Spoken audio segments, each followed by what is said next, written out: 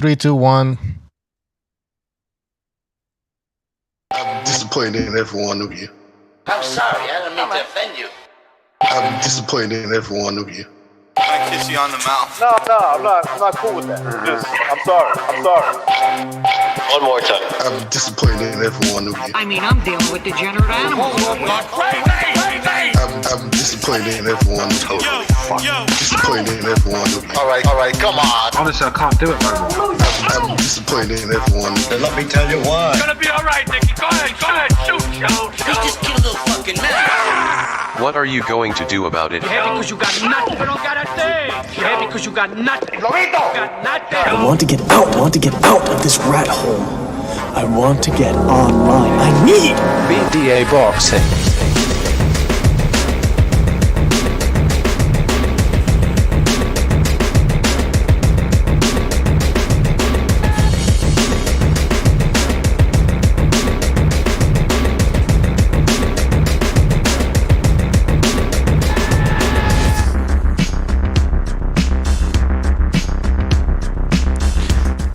Alright, this is King Bucho, not Mr. BDA. King Bucho, please do not confuse us. And I will be your host for tonight. Welcome to BDA Boxing, the Boxing Debate Arena. We're gonna make it controversial today. We're gonna go Jerry Springer style, because we are going that low. First of all, let me just give you a few shout-outs here. Team Batman Boxing, Parokua, Ignorant Boxing, Marcy D, Bernard, Samster, Official Boxing Scorecard, Steven Schneider. Guys, welcome to the show.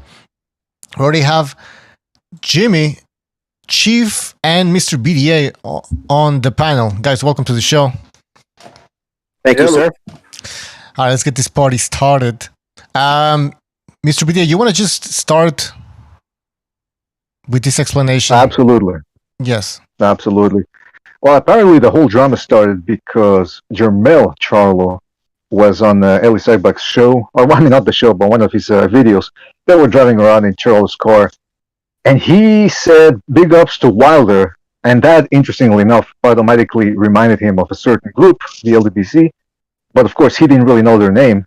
I don't know if he was faking it or if he really doesn't know their name, but he called them the LDCC. He sort of struggled with their name. LDCC, and then he goes, they're not going to like me because I'm commiserating with you, but shout out to them anyway, he said. And I don't know, for some reason, people started posting on the Discord videos from the LDBC saying, what's wrong with Jermell? He's not keeping it real. He's not staying on code, which is just prison talk for sticking with your own race.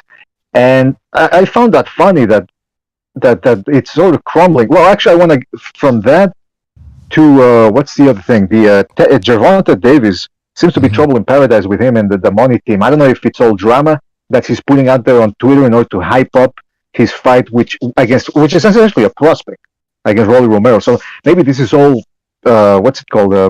hype, right? Maybe this is all a tactic to create hype.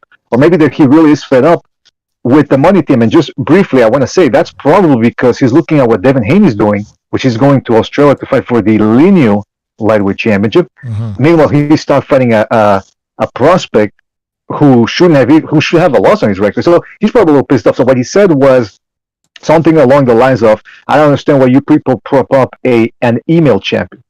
So now he's creating a little division because these people used to big up Davis. Hey, he's the best, he's this and that. But then now they're propping up Haney, who's doing it the right way, and it's sort of exposing Tank Davis for what it is. So the other thing I wanted to bring up is one of the reasons why a lot of these LDBC people are a little pissed off with Jermell Charlo is because the Charlos never quite embraced the LDBC, right? And that goes to show you too that the thing that happened with with Barbershop Conversations, that they didn't give him a press pass for the PBC because the people that handle this fight, maybe you, Jimmy, and the Chief, and you, Butch, as well, can add a little bit more detail to that. But I think these people who handle these PBC fighters realize how toxic some of these LDBC people are, and that ultimately they're nothing but a minority of racial fanatics that don't do a lot of good for their fighters, and they realize, what, these people are toxic, maybe we should stay a little bit away from them. Jimmy, I know you have something to say. Brother. What do you think about this whole thing? I mean, it's just a part of the whole, it seems to be getting worse, I thought it was going to get better. I don't know why. Maybe I was optimistic, but it seems to be getting worse. The more time passes that Floyd Mayweather is no longer the face of boxing, right? The more that PBC fighters fail from inactivity and not selling pay-per-views, the nastier the LDBC gets. All right, the LDBC, I mean, some of the head guys and the bigger name guys, and they're put together videos just trashing Lomachenko for skipping out and being a coward, not going to fight, and instead of all the other things going on in boxing to talk about, they went after him all off some bullshit in multiple videos over a couple of weeks, even when they found out what they first reported on was complete bunk. I mean, there's racial animus against white fighters. There always has been, starting since I was a kid, from the Great White Hope talk in the 80s. It was the fucking running joke until now. It's just gotten to the point where, I'll be honest, I feel that now, in the last few years, it's not my opinion, it's the facts. Eastern Europeans, Usyk, Lomachenko, are doing things no American black fighters are doing, even close to. Don't even scratch the surface of what those guys accomplished, and it eats them away. Yeah, and Jimmy, because they think of race first instead of just appreciating the sport. I know you mentioned several Eastern European fighters, and what was I going to say? Bivol, he has a chance of beating Canelo. You know what I mean? So, and unfortunately, I mean, there's right now there's not a single American boxer that has a chance against Canelo. Right? So, no, you're right. None. Yeah. I mean, with the exception of maybe Benavidez, who I don't know his exact residence, even though I know he lives in America. So I don't know if he's born in Mexico and he migrated as a kid. I don't know his historical background, but he might be the only one. Washington, yeah, okay. Well, then he's the only American that would have a chance. Right. But when you think American, I think we're pretty much posting like white America. There's no white American fighter that can beat Canelo, and to be honest with you, African American fighters, I don't know if too many that can beat him around that weight class also. My enlightenment on the LDBC came when you guys welcomed me to the show. I never heard of him before that, because when I listened to I didn't know. I know Blue Blood Boxing. I'm not trying to call people out, but I followed him for a little bit and realized that it was a lot of, I don't know if I'm using the right word, or not, hyperbole. Basically, he'd put facts about the fighter and then he'd state his opinion afterwards of what was happening, and none of it was boxing news. It was all his opinion of what was happening. Why I don't follow people like that. I ignore them. Because if I'm not getting news, then I can put on a show and talk about what I think all day long. I want to know what's happening. So I never really listened to him because I didn't trust his word. And apparently there was a group he's involved with, which is the LDBC, and I never really paid attention to them. I don't know who does, but they were a joke to me because they just seemed like guys that got together and put it on a YouTube channel and just kind of guessed what they thought because they thought they were boxing fans. That's the impression they gave me when I first heard of them before I knew they were the LDBC. And so, like I said, I didn't even know what the LDBC was until I became part of the show. I was in the same boat type of thing. I didn't even know what the LDBC was until 2013, I believe, because I used to listen to 78. Like at the beginning, I used to listen to the guy. Oh, this guy's talking about boxing. I'm gonna listen to this guy. But then I started to realize, man, these guys are just playing the race card. And I didn't even, man, it was so weird. The first time I realized that this was a channel that was focusing on the racial aspect of boxing was actually not even boxing. He was talking about John Jones from the UFC. And I don't remember what he said exactly, but I was like, where is this going? But anyways, I just want to read a super chat. Michael T, thank you for your contribution. He says LRB takes LDBC Bukaki. Disgusting, man, but I wouldn't be surprised. Yeah, so, and I don't understand, why is it that Tank Davis expresses his opinion regarding Devin Haney, and all of a sudden he's being like attacked. And people are saying that, he's saying that because he's getting pissed off at us because he's probably going to leave Floyd Mayweather. He's no longer loyal to Floyd Mayweather. I don't understand. What is this? First of all, why are they talking about loyalty? Yeah, exactly. Like, when is Floyd it a left cult? Bob Arum. I mean, yeah. you know, De La Hoya they call him a slave trader and, racist and every other thing without cause or action. They just say it because they can, because it is what it is. It's say what you want about white people with impunity. If there was a WBDC, a white guys boxing community, and all they did was trash black fighters all day, how long do you think before YouTube ripped that out at the seed? Please. It's gotten, I just posted a couple of tweets. I mean, Clarissa Shields' burner account, Paula Jackson. I mean, she's always constantly white every time. And I just posted another one. A guy, I mean, did you see that other one? This guy listed all these, Wilder can't box, this fighters, but it's all black fighters, and all he put about all. It's weird how this is the narrative with these fighters, but that's no other fighters are held to that, standard is basically the gist of it. It's like, are you fucking kidding me? Who is held to the standards? Okay, all you see right now, the LDBC after Haney said he was going to fight Gambosis in Australia. Greatest fight. We're going all the way to Australia. Like, that was unbelievable. Lomachenko, every fucking fight this guy's had has been on the road. He lives in Ukraine, and he's obviously still a Ukrainian. He's put his life on the line for that country. So every time he fights, it's been in somebody else's backyard. But no mention of that. Nothing a white European fighter's going to do that those motherfuckers are going to credit. It is what it is.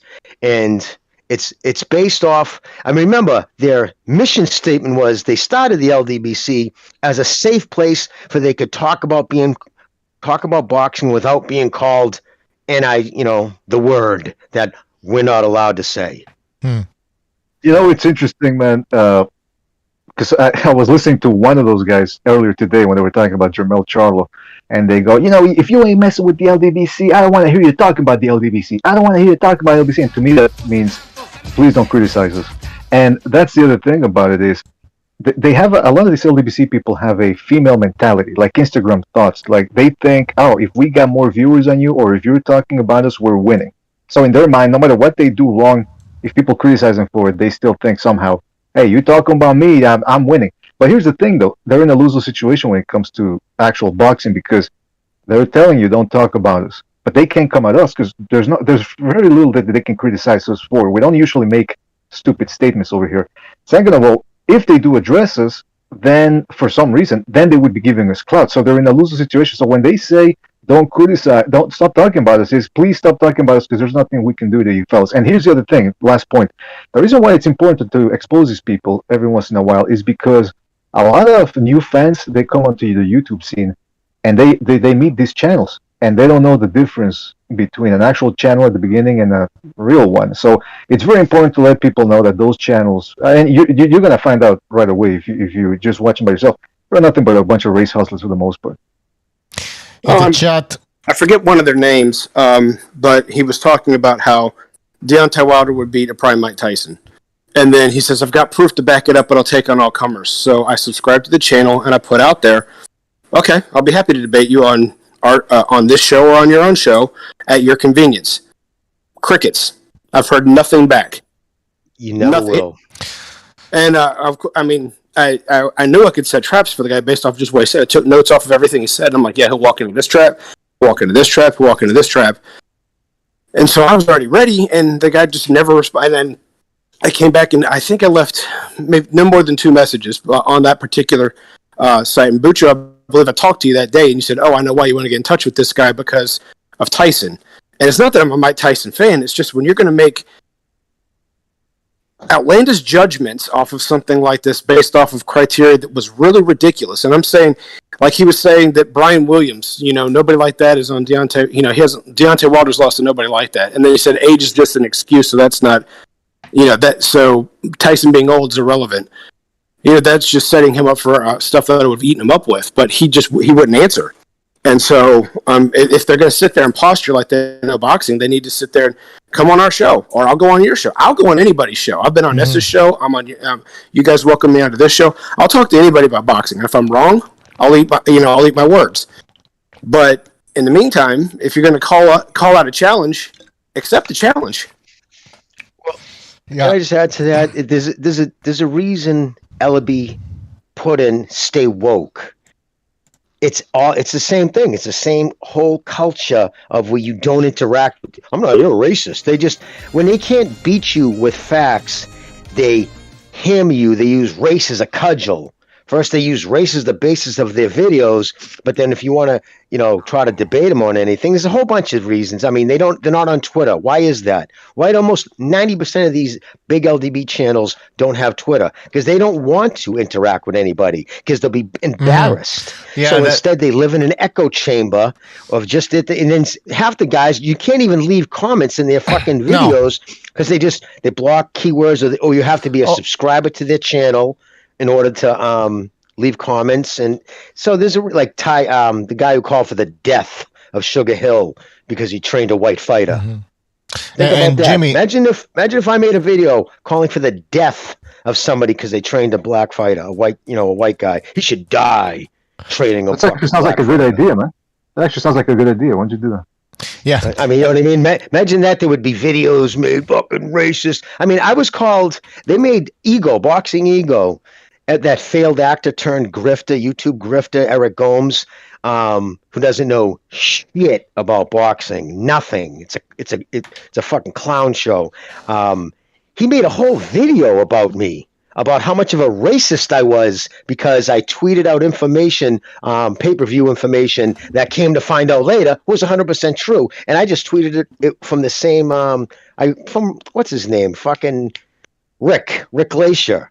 I tweeted out what he said, and I didn't say Rick Glacier. I said I heard that it sold X amount, and because when Steven Espinoza responded to me because he follows me on Twitter, I simply asked him, "Okay, well, how come you don't tweet out this?" So, he didn't respond to that, but for that and that only, I had a whole 30-minute video made about what kind of racist I am. So think about that for a second. Let me just read some super chats here. TX Bulldog Boxing says, Tank is mad because he's not in the spotlight, period. Could be, but I do agree with what he has to say. And I'm gonna go back to that. Let me just read another super chat from Rider of the Storm. He says, just wanted to see if the super chat worked. The LDBC channels are the most racist YouTube channels out there. I agree with you, man, and thank you for the super chat. All right, I was gonna say something about Tank and his comment about about Devin Haney being the email champ. He is an email champ. There's nothing wrong in saying that. Just like there was nothing wrong in saying that. This is back in the days. John Ruiz. No, sorry, was it John Ruiz? No, Holyfield. He won the WBA belt that was taken away from Lennox Lewis. Chief, correct me if I'm wrong. He fought John Ruiz for it, yeah. Yes. So Lennox Lewis wouldn't fight John Ruiz as the number one contender, and he and Holyfield fought for it, and Holyfield got that decision, and there's a lot of debate about all that. But that's where the WBA super champion came from, because when they stripped Lennox Lewis, the public got so mad at the whole thing. They went ahead and said, well, we're going to leave Lennox as the super champion, but this is going to be the regular champion. That's right. Where that started from. Right. But I remember also, the people were saying that he was a paper champion. Holyfield was a paper champion. They said Holyfield's fourth belt was a paper title. Yeah, that's why I have an issue when they call Holyfield a 4-time heavyweight champion. It's like he's technically a 3-time heavyweight champion. Right? So, but anyway, that's another topic. Point is, that was a similar situation to the one we have right now with Devin Haney. He is a paper champion. He's an email champ. There's nothing wrong in saying that. And unfortunately enough for Tank, he's being labeled as he's anti-LDBC for some reason now. He's being kicked out of the community. And this is how these people behave. I mean, there's no free speech in the LDBC, and they're all the same. I mean, I was listening to some other guy. I don't forget his name. Let me check. He was saying that we're all not Black Fight Fan. So Black Fight Fan was saying that he doesn't like when people label the LDBC as one group that thinks the same way. But I'm like, well, what makes you an LDBC member? I mean, there has to be something that makes you part of that group. And it's pretty obvious what it is. It's based around race and the unconditional support of African American fighters. That's what the LDBC is. If you disagree with what I'm saying, then call in. Phone lines are open. Tell me what the LDBC is all about. Let's take a phone call right now. 678. You're on the air. 678. Hey, what's up, panel? So another tweet that y'all didn't put up, but it was kind of suspicious, is Javante. He also said, how to separate myself from the fake. Did y'all see that? How to separate from... No, I didn't see it. Yeah, and this was like in April 1st, so, you know, a lot of stuff, something's brewing inside, and like Jimmy said, we thought, you know, it might have got better, but I think it actually is going to cause a whole civil war within them. Okay, well, tell us more about that video.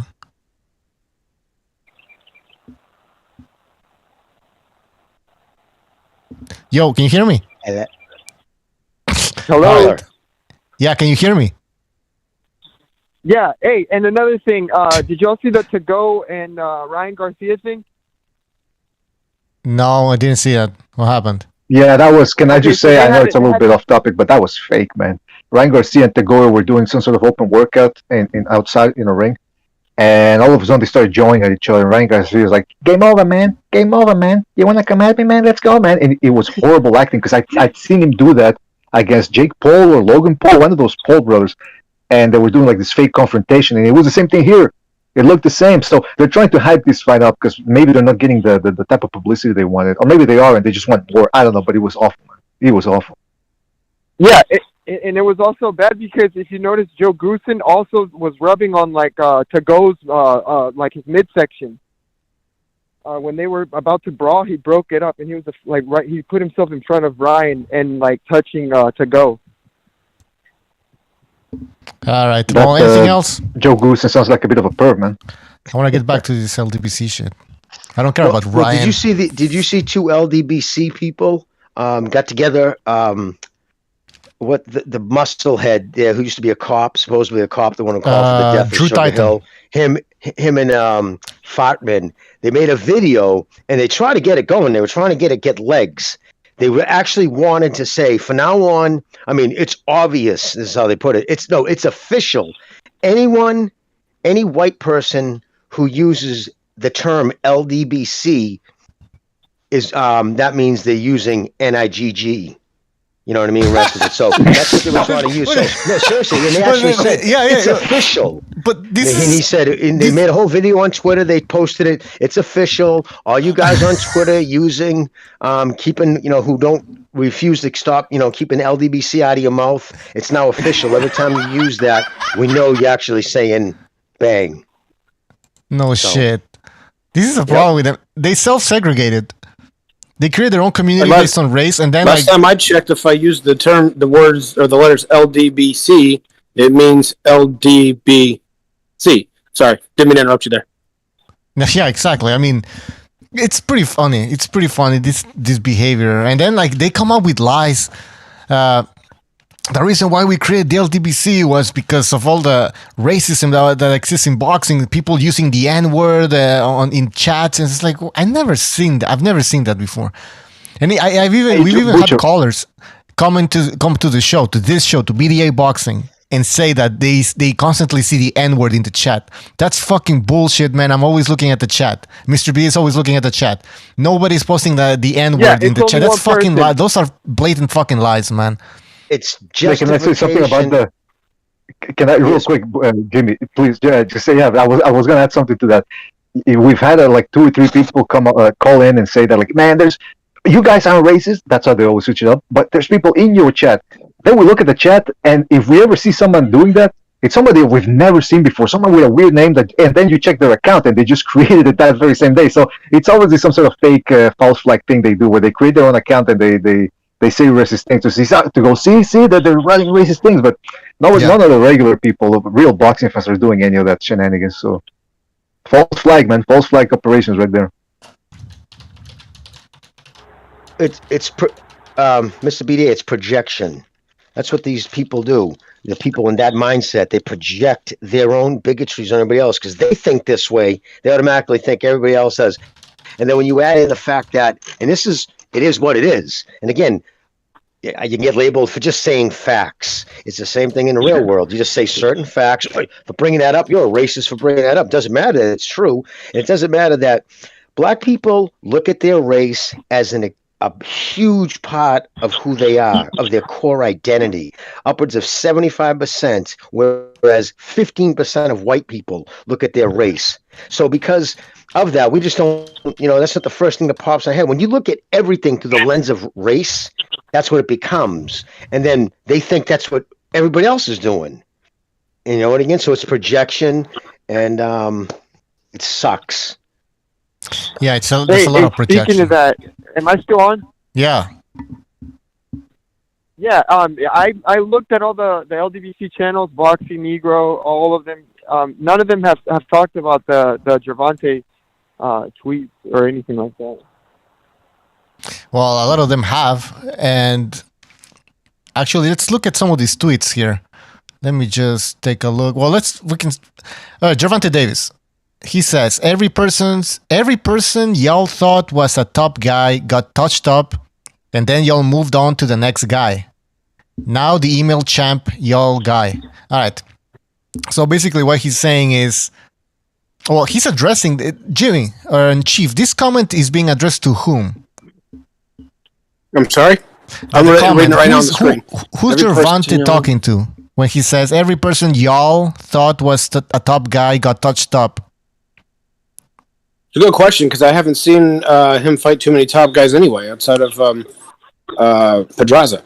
So I guess all of the quote-unquote haters, if I had to guess, that's who he's talking to. Wasn't he talking about Adrian Broner? But then again, who's a hater? No, he's... How do you define that? Yeah. I touched up, well, isn't that is he referring to the, Lomachenko lost, because that's the go-to. They leave out the nuance that he loses because he actually fights fucking worthy opponents. You know what I mean? Well, actually, okay, I'm sorry, Jim. Let me after you're done. I'm sorry. After you're done. I was gonna say, no problem, brother. I'll make it real quick. When you hear like a Tank Davis fan shit on Lomachenko, well, he's got 2 losses. Your guy fights hand-picked no-hopers meant to make him look good that he struggles with. Lomachenko fights. Well, put it this way, 11 current or ex-world champions in 19 fights, a first in boxing history, and has already punched his ticket as a fucking Hall of Famer. If he retired today or was killed, which what a lot of the LDBC are kind of hoping for would happen, he would be an instant first ballot Hall of Famer. And that kills them inside because he's white and they hate white people, so they have to go accordingly. And it is what it is, and people can say, y'all, he's lost, and fuck out of here. It is what it is. Yeah, but now that I read the thing all the way through, the last part of that, now the email champ, y'all guy, he's talking to the LDBC. Yeah, exactly. That's what I was going to, yeah. I didn't mean to go off topic there, sorry. No, that's exactly what my question was. Sorry if I misread him too, sorry. Go ahead, Sutzer, you want to jump on the panel instead of being on the phone? No, just for... All right. Yeah, let me call in. All right, let me jump on the panel. All right, send me a message. All right, because it's crazy. Anyways, so that exactly. So Gervonta Davis is addressing the LDBC when he says that y'all thought was a top guy. They got touched up. And I believe he's also, for example, he's talking about a fighter that the LDBC was supporting and praising, which was Deontay Wilder. And he got more than touched up by Tyson Fury. And then he says, and then y'all moved on to the next guy. Now the email champ. And that's Devin Haney. He's not wrong in what he's saying. No, he's not. People saying he's jealous. What do you mean he's jealous? And by the way, the LDBC never criticized Gervonta Davis. Even though we, on this channel and other channels, we've been criticizing Tank Davis because of the level of opposition that he's been facing lately. The LDBC never questioned Gervonta Davis, and now all of a sudden, the LDBC is saying what we've been saying, that his resume as of late is a piece of shit. So why weren't you being fair with why did you hold back on Tank Davis for all this time? All of a sudden he says something you don't like, and now let's attack Gervonta Davis's record. It's unbelievable. And it's that, and you know what? Also, it's a bit of it because Fred Hawthorne, whatever, is Barbershop Conversations, because he got no more. He doesn't get credentialed to PBC fights, and he was told that he won't get any. Because of that, he became kind of anti-PBC, and he started making those videos. Don't buy Davis fights. This is a scam. So that was the start of it, and I guess it's his faction of the LDBC are now following suit, whereas there's another faction who are going after Fred for talking bad about Al Heyman and Floyd's fighter. Yep. Now I want to touch on that as well. The guy that I challenged was Drew Titan. He's never gonna fucking debate you, man. He's the worst. He's not gonna. He's the worst. Yeah. Yeah. And he never answered back. So anyway, no shit. You can't even post now. If you went to his YouTube channel, unless you're subscribed, and I think you have to be subscribed for 2 weeks or something. I know. Okay. I went to post some, and it wouldn't even let you post things. So he doesn't even want to hear it. No. And Jimmy, they all have the headphones. Yeah, brother. What's that? Everybody in the chat over there has a wrench. So if you're new, you don't have a wrench, and if you say something like you said, they just block you. Anyway, and you remember that day that you looked it up and saw the fact he was talking about Tyson and Wilder. You said, "Oh, I know why you want to talk to him now." I mean, it was a Discord conversation. We didn't talk over the phone, but yeah, it happened that day several months ago. You picked up on it quickly, and he never answered. Let me, and I'm not surprised he didn't answer. I have a super chat over here. Rider of the Storm says, Tank, the top guy, got touched up by who? Cruz. Yeah, that's right, man. Terrible fight from Tank Davis. Thank you for the super chat. All right, let's take a phone call, guys. Let's take a phone call. 504. You're on the air. 504. Hey, guys. How's it going? Pretty good, man. Can you speak a little louder? Hey, can you hear me? Barely. I can barely hear him myself. Yeah, you're very low. You're very low, man. All right. Call back, I guess. I don't know what's going on. All right. Guys, don't use a Bluetooth or anything like that. For the most, usually those things don't fucking work. I mean, they sound very low. Call back, all right, guy? Whoever that was. Anyways. In Bucho, I mean, remember, let's see. There's been times, I had one guy on the show who called in once, and we were talking about, and he was going on about Floyd, and he was saying, well, who's better? And because I said that Sugar Ray Robinson, I said, oh, I rate Sugar Ray Robinson much. Well, of course. And he said, well, of course you would, because you're a racist.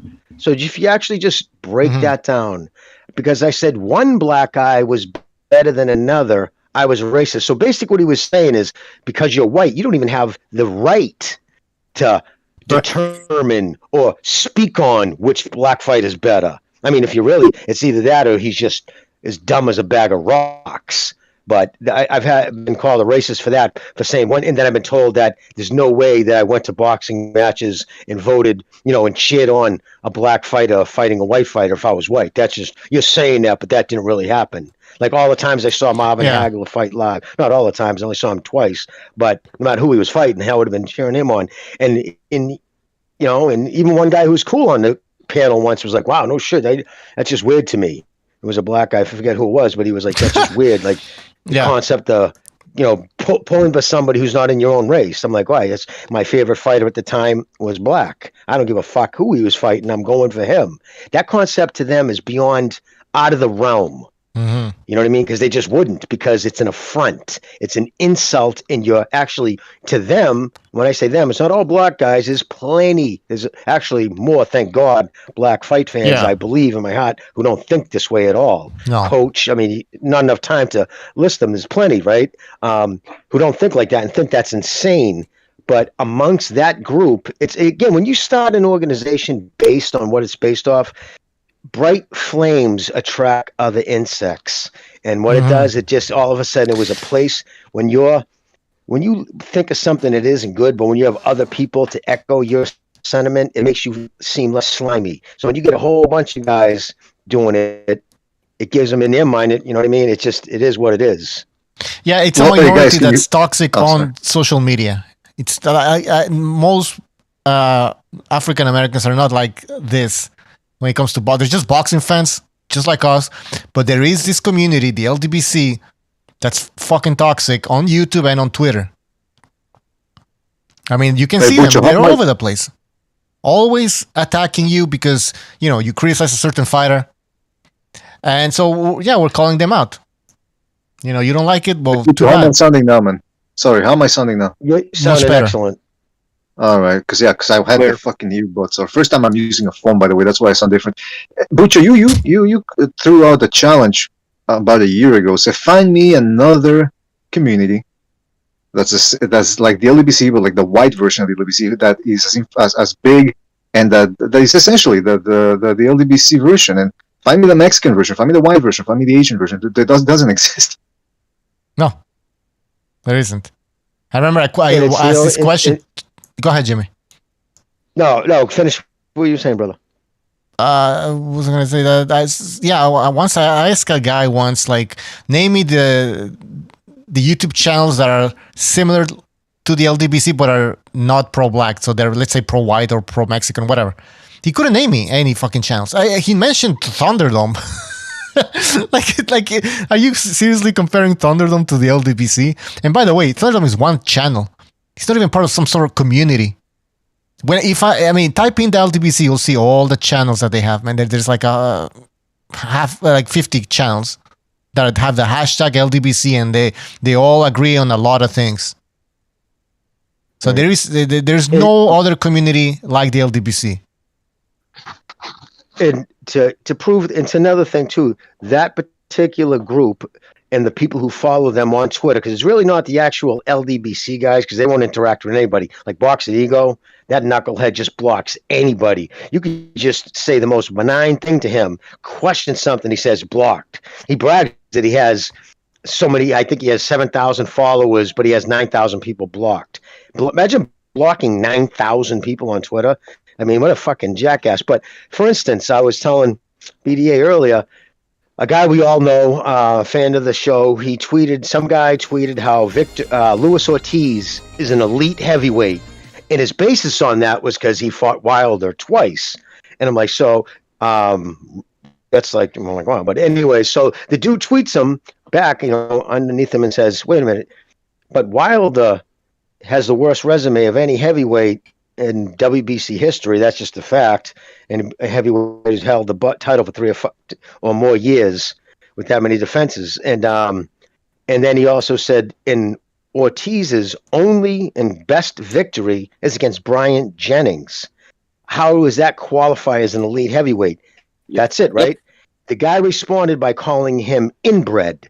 And for maybe the people who listening don't understand, inbred is a derogatory term they call white people. It's the inbred hillbilly, white inbred. The fucking rednecks. Yeah. So right away went to his race. You fucking inbred. That's why. Oh, okay. So I stated facts. Well, I didn't state it, but facts were stated to you, and your response was calling a dude inbred. And that dude isn't even fucking white. He's only half white, half Asian, but still inbred. Go right to race. They can't debate, Jimmy. They cannot debate. They will lose. Hand grenade, brother. They don't want to debate because they will lose in a debate. That's why they have to give everybody wrenches during their live streams. Yep. It's pathetic. Let me just go to a super chat and then a phone call. So Jonathan, thank you for your super chat. He says BDA sounds like he's got a gag ball on. That might be true. But no, thank you for your contribution. That type of comment is distasteful, dishonest, and it's hurtful. So I would caution people to make those type of comments. It's very insulting to the S&M community. That's right. Hey, hold on, guys. I gotta take a phone call. All right, this guy has been waiting. 504. You're on the air. 504. Hey guys, can you hear me now? Better. Go ahead. Yes. A little better? All right. Look, I just want to say, first time caller, appreciate you guys, looking into all of this. But I also appreciate how you guys actually talk boxing and analyze fights. So, I mean, that's awesome. It's good to hear the crap every once in a while, but it gets old when you really want to talk boxing. Mm-hmm. Thank you. I agree. This is a special show. Go ahead. Yeah. But those guys are clowns, man. They just try to make up narratives, to push, make up stuff, to push a narrative. Like they're claiming Fury is not really selling out Wembley Stadium when they're actually increasing it to 94,000 people. I mean, these guys are clowns.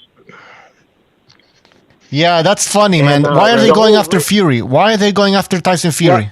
Well, because the reason behind that is, remember, the whole narrative was Fury needed Fury doesn't do numbers. Fuck, what has he ever done? What numbers has he ever put up? It's all about his dance partners. Because of Wilder, he put up those kind of viewer numbers or sold tickets. Now he's going to England, 94,000.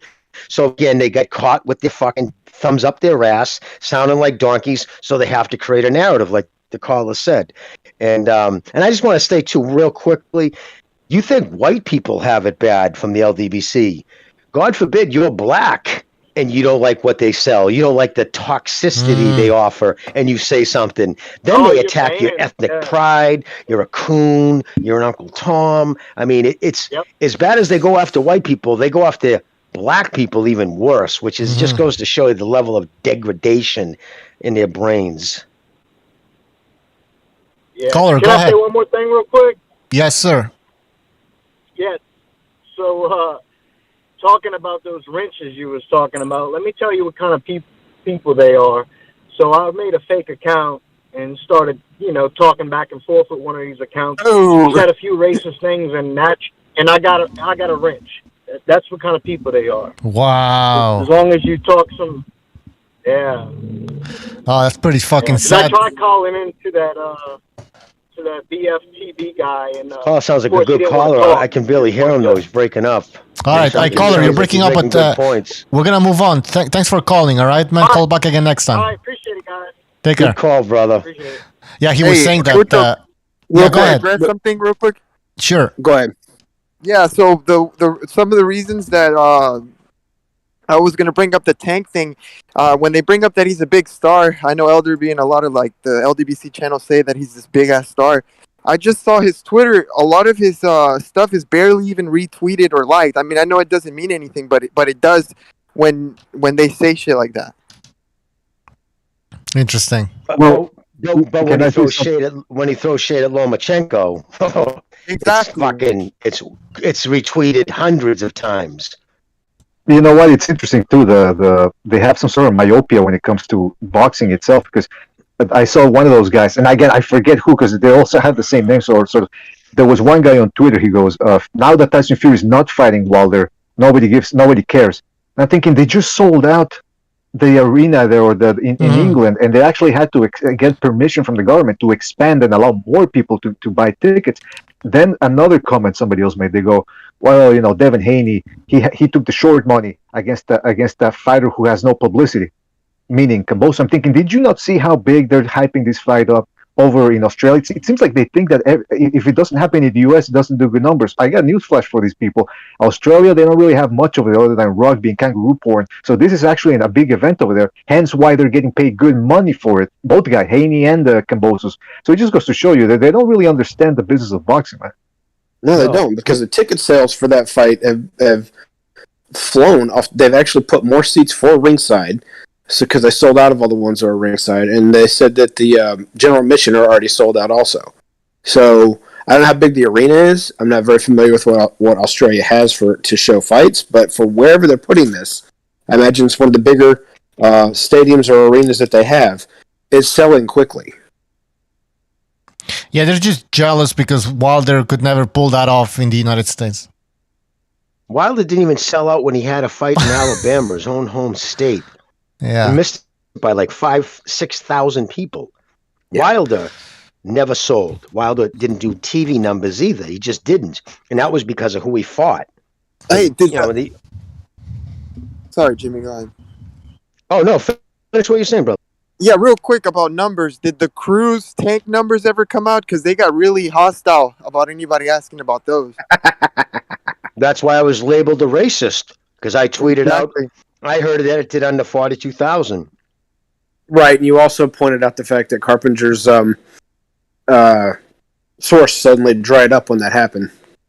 Yeah, isn't that funny how that happened? All of a sudden, when his sources suddenly dried up on the fucking Areola Martin fight. Yeah, Areola and Ruiz and the other pay-per-view, when everybody knew they tanked. So all of a sudden, his sources dried up. It's because his sources, I believe, Tim Swizzle. I don't even know who that is. Swizzle there. Tim Smith. He's the public relations for PBC.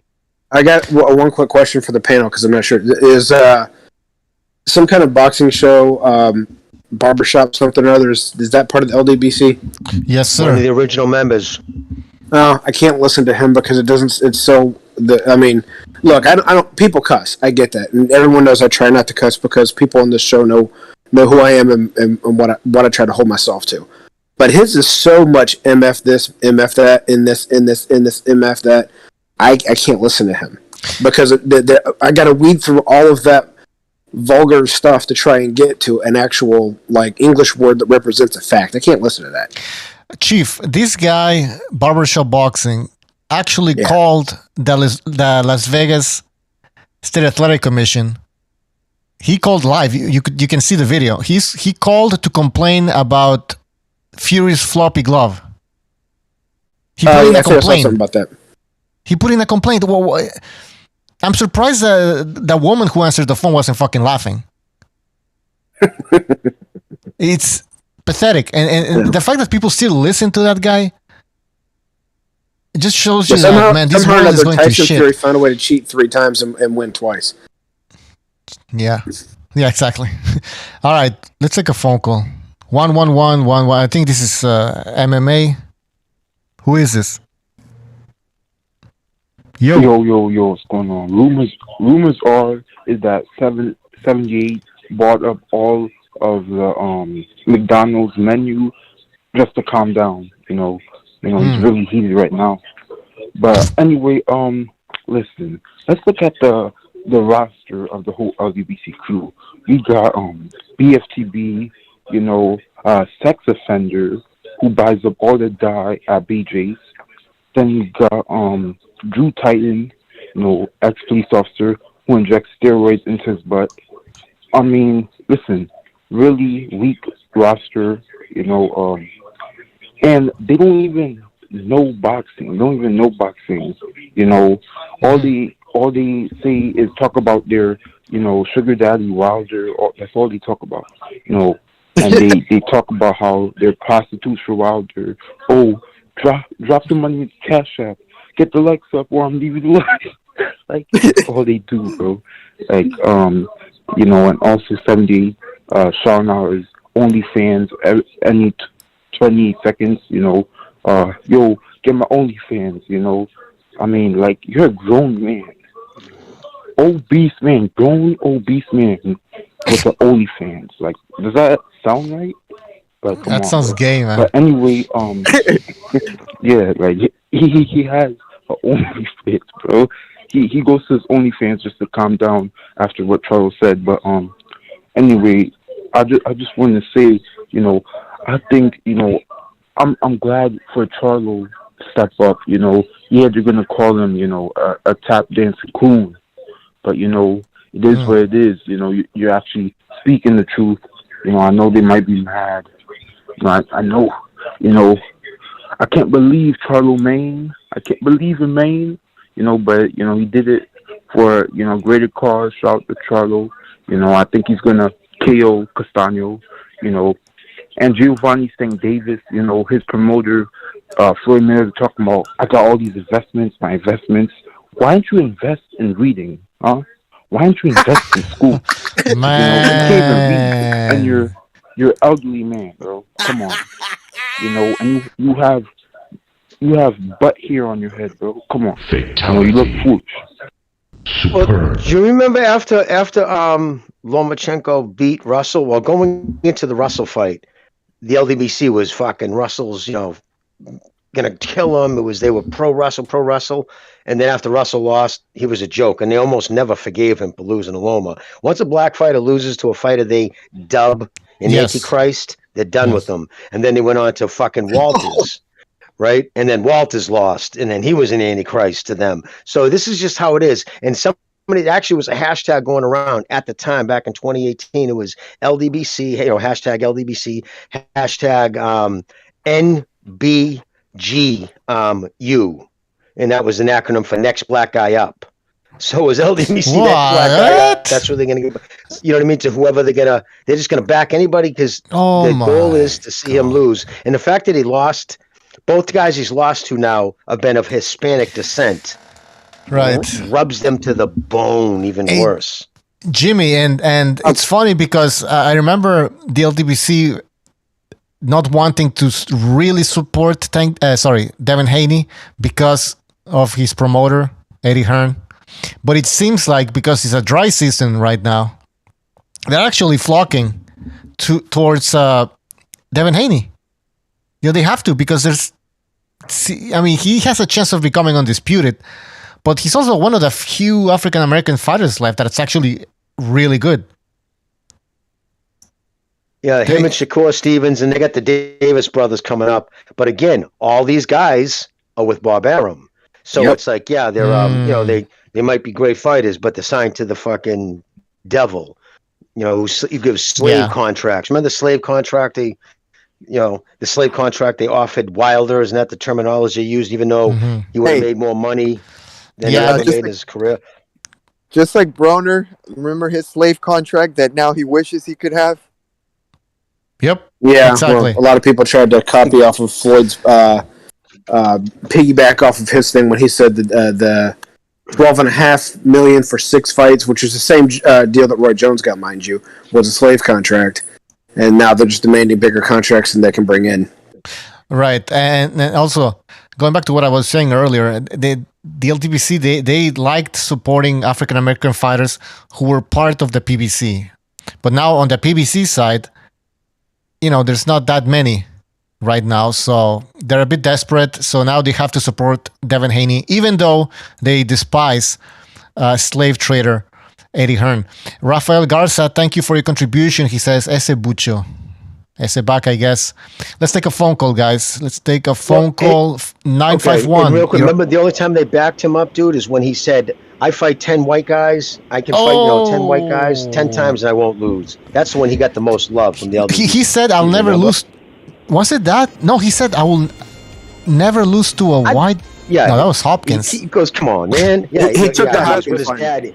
Yeah, he's so come on, man. I'll never lose to a white guy. I'll fight a white boy 10 times. And again, calling a white boy, if just that connotation, if a white fighter was said, come on, I'll never lose to a black boy. I'll fight a black boy 10 times and I'll beat him. You know what I mean? Imagine just for saying that, to get crucified and then never mind everything else. But when he said it, there was nobody from the LDBC said, man, you shouldn't talk like that, dude. You know what I mean? Just don't make it about race. Instead, they deliberately, they liked them for it. Yep. I'm going to play the clip soon, but we have our phone calls here. 951, go ahead. Yeah. Boom Boom Guy representing LDBC. Oh, God, where do I start, man? Go ahead. All right. So, look, Tyson Fury, he got, I think him and Wilder got newfound stardom from that 3 fights they had together. So the fact that, and that's funny, okay. And then the fact that Tyson Fury is selling out, like, I like Tyson Fury. He has a personality, and he can sell a fight. Like, his press conferences are good. The ones he had with Wilder, they actually were exchanging words. So I'm not surprised, you know, and the fact that he hasn't fought since he fought Wilder. So I bet his fans are, amped to see him. So I'm not surprised the stadium's being sold out. Even Bob Arum gave an interview. He said, "Oh, I have nothing to do with it. I saw Tyson Fury, and the fact that he hasn't fought since Wilder. You know, people are eager to see his fight." And I don't know. You guys said a lot that I didn't agree with, but Tank Davis put that message in response to what Devin Haney said. Devin Haney came out against. He said, "Why is Tank Davis leaving Floyd Mayweather? He's scared to fight everybody, so he might as well just stay with Mayweather." So Devin Haney basically called out Tank Davis, and Tank Davis responded. But Tank Davis is leaving because of the criticism that he's not fighting everybody. That's why he wants to leave. I don't know if you guys can hear me. I'm still at work. Yeah, but, I got it. Well, okay, so he's leaving because people are criticizing. Well, that's good then. That means he's listening to the fucking fans. Because it's been years. That's a positive. Well, Floyd... And I'd say that if Fury, yes, the Wilder fights, the third one was exciting, but nobody wanted that fight. Nobody was asking for that fight because everybody knew that the outcome was pretty much settled in the first two fights. First fight, Fury outboxed him, and the second fight, when he fought him the correct way he should have fought him, it was a one-sided beatdown. That third fight didn't need to happen, and if he would have fought AJ instead for a unification, that would have been the biggest heavyweight fight in decades. But we lost that because Wilder wanted that fucking third beatdown. How did you lose that? AJ keeps losing. I think AJ is messing up some of the fights too. But yeah, so the first fight... but he didn't have to have that fight. He didn't have to have Usyk if Wilder wouldn't have pushed the issue, is what Jimmy's saying. Well, let me respond. Well, he went to court and everything, so actually he had to have the fight. But, so let me just respond to Jimmy right quick. The first fight, Tyson Fury, it wasn't even close. He outboxed Wilder. But as we know, the exciting Wilder is not known for boxing. Like, that's what people don't understand. Like, everyone criticizes Wilder. He can't box at all. He's not going to win on any score sheet. It's that overhand right that sells tickets. This dude... Showtime is begging for Wilder to come back because how exciting he is. People want to see that overhand right. Even I think I forgot the famous trainer, but he says he has the equalizer. Like he could be down, eight rounds, and that equalizer comes on. So Wilder's just exciting. I'm not gonna say he's the best, but what he's done with what he has, like he has no boxing ability at all. I agree. Again, it's a fight. You just got to hit the other guy. I agree. Listen, what Wilder has achieved is it's impressive because he really sucks. All right. Overall, he has that power. With that alone, he managed to accomplish whatever he accomplished. Yeah. Can you imagine? Can you imagine if he had a strong lower body? Yeah, of course. And it's a catch. It's also a catch-22. That power, because of that power, he knew he had that power, and like his ex-trainer that he threw under the bus unceremoniously. If like he said, he never bothered to learn how to hit the speed bag. He never wanted to hit the heavy bag. It was either mitts or sparring or whatever, because he just figured, fuck it, I don't have to because I have this, shotgun of a right hand, and he does. If he catches you at the extension, he catches at the end of that right hand, it's the most powerful punch in boxing right now. Absolutely, no doubt about it, and I've always said that. But because of that, he never bothered to learn all the other things that other people have to learn because they don't have the equalizer. So it's been kind of a catch-22. I think it's actually hampered his ability as a boxer. I think he would have learned more if he didn't count on that so much. And Wilder is he's like a Usyk. He's a small heavyweight. He goes in with guys that outweigh him all the time. And for Wilder to be, I think one fight he was 212 pounds, and he put Tyson Fury on his ass. That is unheard of. And Tyson Fury is a guy, he's very mobile for his size. So I just think it was a bad matchup for Wilder. Tyson Fury is too big, and he can move like a fucking small guy. Caller. Sorry to cut you. Hold on. Caller. The second and third fight, he didn't move at all. Fury was there. He wasn't moving around like in the first fight. This is true. But if I can piggyback off that for a quick second, you're talking about how Wilder did put him down, and that's noted and understood. But so did Sam Cunningham, who's wasn't a puncher at cruiserweight or at heavyweight. True. So he's been down against lesser punchers, and Wilder couldn't finish him off. Fatality. Wait, actually, Wilder. I mean, come on, Wilder. I wouldn't say it was. You know, you got to beat a 10 count, but Wilder was there. The first fight, it was close to a stoppage. If the referee would have stopped it, it would have been like, I understand. Wow. But he didn't stop it. It would have been. It was still all right because Tyson got up, and you know, I always say the count is not for the guy to win. The count is for the safety of the guy that got knocked down. So if the guy gets up and he shows that he's all right, it was a good call to keep it. I don't care if you got to 12 count. If the guy gets up and he's showing that he's still in the fight, he's not injured, it was a good no call. So that's all I'm saying. But so saw his eyes. Okay, sorry. You had something that somebody else was going to say. Yeah, the referee saw. We're not going to go back to the stoppage. I mean, listen, they had 3 fights, and Fury clearly was the better man. All right.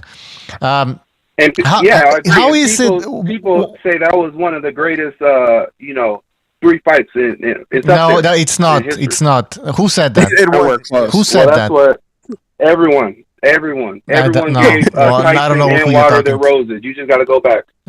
Listen, I'm on Twitter. I'm all over the place. Bob Arum, everybody. Bob Arum's a fucking promoter. I don't care what Bob Arum has to say. This guy's gonna say anything to sell a fight or to praise his fighters. I'm looking at what fans have to say, and I mean, guys, what do you think about this? Point can I help you with? Because you guys said a lot. History will play that out. Yeah, history will decide. Remembers fights. Go ahead, caller. Well, what other you guys said a lot. I forgot what you guys said, but you guys, I mean, what other LDBC issues do you guys have? I know you guys have a few. Well, I said earlier on the show that Drew Titan made some absurd thing, but just because he has a show, Deontay Wilder beats Mike Tyson proved me wrong when he put out stuff that was absolutely ridiculous. Said that age was just an excuse in regards to Mike Tyson losing to Danny Williams, and Wilder's never lost anybody else like that. So anybody that thinks they know better than me, come challenge me. And I challenged him twice, and he never got back in touch with me. Yep. So I kind of have a thing about people that put nonsense out just because the First Amendment lets them be able to say something doesn't mean they're smart.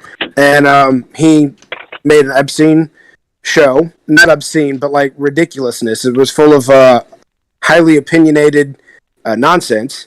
And I was happy to take him on his show, and he completely ignored the challenge. And I have a question for the caller, because this is a question that I can never really get an answer for. Caller, what's the LDBC? I mean, it's just a group of guys who came together. I mean, Jimmy said the mission statement, which I never read. The mission statement was a safe place for guys to come without this being bombarded by racial fucking slurs when the conversation gets too heated. That's what I came in, and that's the channels I follow. Because Jimmy, you can create a channel and say I'm LDBC, and guess what? You're LDBC. It's not a sign-up list. It's just people claiming LDBC, and they kind of root for the same. Not everybody, but they kind of root for the same guys for the most part. Let me just finish this thought, brother. Listen, and I agree with, and I have no problem with a bunch of black dudes getting together and making a community. I have no problem with that, and I have no problem with people voting for people they feel culturally commonalities with. I understand that. My thing is this, but when you go after other races based off of that, when you make a video denouncing Lomachenko because there's 100 of newspapers, like worldwide top-end news organizations, talking about how Lomachenko was in Greece and he flew to Ukraine to fight. Trill Boxing, or Black from Trill Boxing, finds some obscure Spanish newspaper headline from a soccer place and says that Loma was the one out of all the fighters not to go back. And they did a whole hour video, callers bashing Loma about being a coward, and he should never wear this. And it was all wrong. And you think, okay, they were wrong. They cherry-picked one obscure fucking newspaper clipping, avoiding all the other ones. But then a week later, they did it again, even when they knew they were wrong. So what is it? It comes down to this. They hate Lomachenko, and you got to ask yourself, when you have a fighter like Lomachenko that every professional fighter fucking is in awe of his abilities, and all they do is bash him as the hype job, point out that he has 2 losses. My thing is this. Tell me what that's based off of. Why is that? What's the driving force behind that if it isn't race? Well, I would say this. Loma was, he did sort of come off the wrong way when you're still in boxing negotiations. And it's like you represent the Ukrainian flag. It's not like some blacks, in America. It's like being Irish and coming out with the Irish flag every fight. And then when the Irish has a war, it's like trying to separate yourself, which he showed him that he was separating himself when he was still trying to fight. And I don't even think he asked Bob Arum and the team to petition for him to leave, but it was a bad look. But you're saying that didn't happen. That never happened. That's the thing. That never happened. Bob Arum That's came perpetuating the LDBC storyline. He was the first out of Usyk, him, and the kid who fought fucking one of the the 140-pound brother, Gary Russell, Postel. Out of the 3 Ukrainian professional boxers, it was Lomachenko, who left his family in Greece, was the first one to show up in Ukraine and put a gun in his hand and fight. So that whole narrative is bunk. It's bullshit. We don't know. We going off reports. Bob Arum did we do know. He tweeted 3 days after the war started. He tweeted a picture of himself in Ukraine in a uniform. See, this is a problem, caller. Okay. This is why this is the thing. The problem with the LDBC now. There's, like Jimmy said, there's nothing wrong in a bunch of black people or Mexicans, whatever. Creating some sort of community, to support their fighters, if you want to say that. But my problem is when this goes overboard. Right? Like being national, I don't think there's nothing wrong in being a nationalist. But when you take it to the next level, you become almost a Nazi, right? That now might be troublesome. Don't generalize all the channels. There is another issue. There is another part of it that I want to ask the caller that I do have a problem with, and that's the whole. There's a big supernatural aspect in the conspiracy of Deontay Wilder. Well, yeah, I was gonna get to that, So, caller, what about the floppy glove theory and these accusations? Yeah.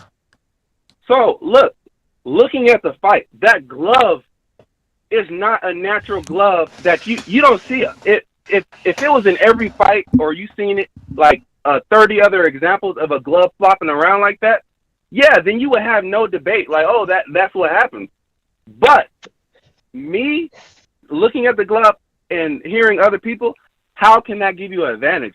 That will give you a disadvantage, if anything. So the fact that we have conversations about it, because it doesn't look natural. But did he cheat? I don't think he cheated. All right, that's what is a floppy glove going to help you with? That's why I keep saying that the LDBC, most channels agreed on it. Actually, I could even say all of them. I didn't see a single LDBC channel that said, that challenged this accusation, that challenged his narrative. I never saw an LDBC channel do that. They all agreed on the same thing. They all agreed that there was something fishy. I would say this. On top of that, Tyson Fury is not known to be a big puncher. So that's what really got people. All his sparring partners said this guy has little to no power. And the fact that he knocked out Deontay Wilder like that was crazy with the floppy glove. So that's where the conversation came from. But I don't feel like how come nobody from the LDBC ever said, Jesus, Wilder mustn't have a chin? I guess all those stories of him getting put down and spot. Might have been for a reason, or they could have said maybe that's the reason why he never fought anyone. He fought hand-picked dudes and avoided Klitschko, avoided this guy, avoided that guy. You know what I mean? Wanted more than double the price that money that Stavern was getting. No matter, even though they said they would sign him up, sign papers that he would be the one to get the unification, first person to get it. And he didn't want it because he didn't want to fight Klitschko. So instead of looking at it that way, it's always, it has to be something to do with Fury. And Fury fought totally different. He wasn't up on his toes, dancing around, throwing jabs. If you look the way he knocked him out in the second fight, because he was flat-footed and he used his size. He's a 6'9" guy. Yeah. And again, that's another thing. That's another disnomer. His knockout ratio coincides with everybody else's. He's right around 68% knockout, which is about the average heavyweight. So that whole thing, he's feather-fisted, was bunk. He's a giant. You know what I mean? He's a fucking giant. I mean, he's 270 a big pounds. that can move. He's 200 for the second fight. He weighed in at 271 or some crazy fucking weight. So obviously, if he hits Wilder, he's gonna he hits him flush. He's gonna drop the guy. Yeah, I don't understand what. Second. Well, hold on. What? Oh, go ahead, Gonzalo. Go ahead. Yeah, if you get hit by a truck or you get hit by a car, what's gonna get you off your lane more? You get hit by a truck. So if you weigh more, basically 275, and you get hit by somebody that big, obviously there's going to be more damage. And he sat down on his punches. Most of the time, he's up on his toe, throwing jabs, flicking out jabs, and trying to be the slicker fighter. But Sugar Hill realized what he needed to do. Sugar Hill, being a great trainer, say, "What are you doing? Get on your fucking flat feet and just crowd this dude. Use your size," and he did. And it wasn't like he knocked Wilder out from it was a combination of getting tired and beat. He didn't really just clip Wilder and fucking spark him. Wilder, I don't think at any time ever lost consciousness. It was more of a accumulation of being tired and just too many shots. Too many shots. Yeah, it was a systematic and prolonged beatdown. And Jimmy, to your comment about I do two different ways of doing a knockout ratio. You do the entire fights, and then you just do the knockout to win ratio.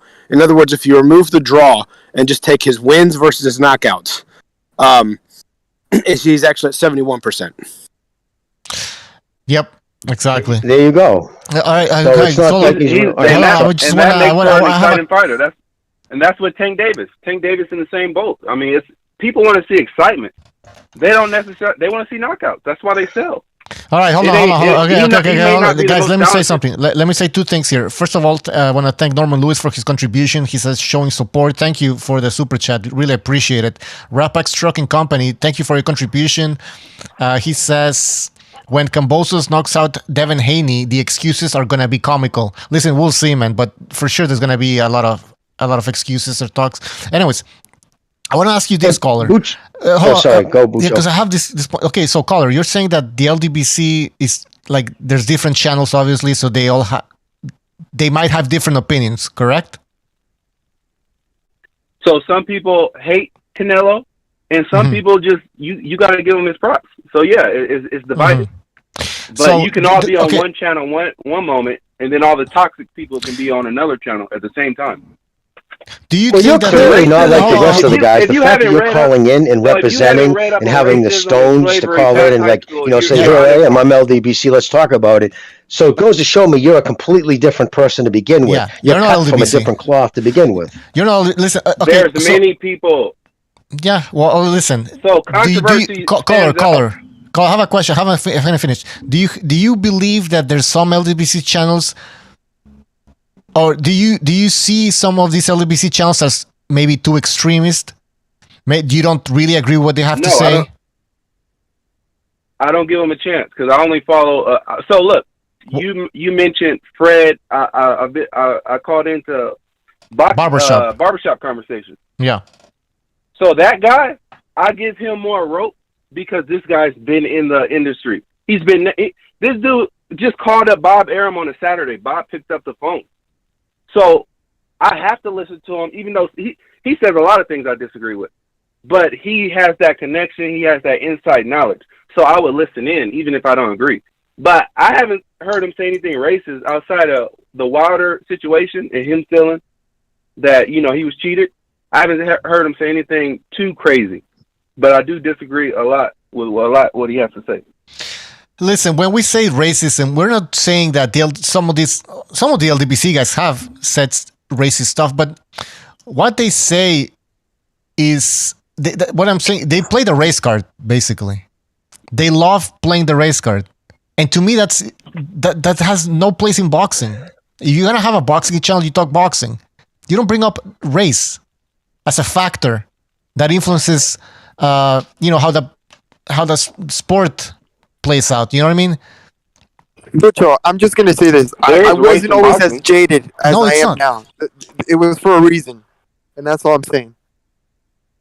Well, and the thing is, too, it's used as an excuse for things. When things don't go there, things doesn't go the way they want, it's an instant fallback. It's a cop-out. Well, it's because it's race. Exactly. And the worst thing is, if you want to make it about race, fine. Give me an incident. Point to something. Say, this is right. Listen, if black dudes got together and said, because I'm a huge fan of boxing, and they actually proved and showed something, and here's an incident of racism, I'll be right with them. I'll be standing right next to him. Yeah, that's bullshit, man. That has no business. No you know one what I said mean? We'd be it has right to be with them, negative. but they never Just because I say actually there's show race, anything. It's doesn't always mean it's racism, negative. racism, without actually, it's always like it's out there in the ether. It's just there. Yeah. You know what I mean? We can't actually point to it, but it's Jimmy, there. answer It's all this. over the place. Answer You can this. breathe it I'm in. not- So answer this, and I'm not saying it's a negative. If I come with a great white fighter, this guy's a top prospect. Mm-hmm. You don't think I could sell him to all the white fans? Yeah, you could. Of course. You know what Muhammad Ali said to that? Muhammad Ali shut down the black people who were saying that, but white fighters get all this, preferential treatment. You know what Muhammad Ali said in 1968? He said the country's 88% white. What do you expect? If a white fighter goes to Africa, and Jimmy, you know what I mean? It's like back then it was because this was a white country. And Jimmy, not only that, hold on, Jimmy, that's a great point. And also, I would like to add to that times have changed, and you don't have a lot of white fighters now, white American fighters, bro. There's so many reasons. A lot of boxers a lot of people who enter the sport of boxing are from poor conditions. What do you call it? Social level. Anyways, I'm losing my fucking words. And can I say another thing too? So let's. If you have a white American fighter, real quick, when Muhammad Ali said, and everybody was like, because he was honest. Muhammad Ali saying, I'm not racist, because Howard Cosell was talking to him about, he said, well, you're a great guy. I wouldn't mind my daughter marrying your daughter. And he said, Howard, you're my friend, but I don't want my daughter marrying your daughter. And Howard was all, put off, like, why? He goes, because you're white. He goes, I want my daughter to marry a black man. I want my grandchildren to look like me. And you should want your grandchildren to look like you. That's human nature. Yeah, and he goes, it's nothing to do about being racist. And Muhammad Ali was right. He was just speaking truth. You know what I mean? Yeah, exactly. But also what I'm trying to say here is that because there's not a lot of white American fighters right now, so if you actually have a one that's really good, has a potential to become a really good fighter, he's gonna become popular. That's obvious. And I understand, and I agree. And I'll give you another example. So how is it? I don't see as negative. I'll give you another example. Floyd Mayweather, he fights on Cinco de Mayo. Why? He knows the Mexicans are going to come out and support the Mexican that he's fighting. That's just great promotion. Right? No, you're right, caller. Okay, so the caller's been saying some facts here, but do you think that Fury cheated? Do you believe any of that? I do not think. He always said he didn't. Cheated, but the floppy glove set the ground for people to say he cheated. Because I haven't seen a fight with a floppy glove. So I looked into it, and everyone said there's no advantage to a floppy glove. All right. So when most of the LDBC channels went along with this idea that Tyson Fury cheated, what did you think about the LDBC at that point? Did you just begin to question? No, I didn't, because I was waiting for the proof. Because at that point, Deontay Wilder came out with a doctor's note saying he was hit by a metal object. So all I can do is wait for the information to come out. So when what are you talking about? There was no. Now just making shit up, man. You're making shit up. There wasn't never a note that said he was hit. Yeah, he never. What are you talking about? His brother said. Can I say something? His brother, some guy said made a lie. Bucho, you'd have to have a checklist, man, for all the bullshit. It's not just the glove. It's like, do you believe that this happened? You'd say 50 things by the time it'd be over. And this is what I say. When the fighter comes out and say he cheated, that's different than just fans saying he cheated. So I can't go against the fighter. I gotta wait and see. And then that third fight showed, like, oh man, he really knocked you out. Right. So, well, and you know what? I respect you say that. You just gotta wait. But you think of it this way: you got to understand timetables. Wilder said nothing. You sound like an intelligent dude, so you can just even imagine, even if you never boxed. If you right now, someone took a 16-ounce chunk of steel and put it in a leather pouch and walked up, you would know instantaneously the difference between punched with a fist wrapped in leather from a chunk of steel that would open your head, instantly open. And so Wilder never said, he would have grabbed his head and said, what the fuck? The way Holyfield did when he got his ear bit off, jumping up and down, freaking out. He would have said, he hit me with something. That wasn't a fist. So the fact that he never said that and he waited months after, what it was he grabbed the narrative. He was manipulated. It's simple as that. Wilder was manipulated by YouTube grifters that he fucking hung around with, one being Blue Blood, and he took their narrative, and of course they ran with it because it was money to them. They made a ton of money off pushing that shit. So he was literally manipulated by YouTubers for clickbait, and that's what it came down to. Caller, you're waiting for the evidence. It was first said by a YouTuber. Yeah, caller, you were waiting for the evidence to come out, right? When did you finally realize that Fury didn't cheat? When did you realize that Fury did not cheat? It was the third fight because you can't. Yeah, I mean, Fury went in there and did what a lot of people said he was going to do. He kind of repeated the second fight. I mean, it was a better fight, but it just showed the mismatch, the bad matchup. And yeah, and that doesn't take anything from Wilder except, him coming out with that narrative, because when people make excuses, like I say, Loma said he was hurt. He could have been hurt, but you're in a fight. So Deontay Wilder, I kind of, that was a mark on his record, because it's like, oh, that's an excuse, but he's still a hell of a fighter. He's not a good boxer, but as far as, that right hand, it puts him in contention every fight. So I got one more question. Is that okay for him? Yeah, go ahead. Yeah, okay, so do you, and this is going to sound like a joke, but it's a legitimate thing because the LDBC believe this as well. Do you believe in the gypsy curse? No. I mean, he when Tyson Fury came out, he was doing some it was some weird homosexual vibes going on. But no, I'm not too into that. He's just a weird, and I don't know. He's a funny guy to me. He could sell a fight. That's all I say. And I'm looking forward to Dylan White, because I think if he bum rushes Dylan White, it's going to show how good of a fighter Deontay Wilder was. But we just have to wait and see. So you asked us what we thought about the LDBC. We gave you the example of the floppy glove theory that was pretty ridiculous. So to us, that sounds more like something that fan boys would create. You know what I mean? Like, it's too crazy to fucking. How do you feel about something that some people realize to forget to realize. I mean, that everything from 147 and up, I believe, is 10 ounces. Now, who probably has the biggest hands in boxing?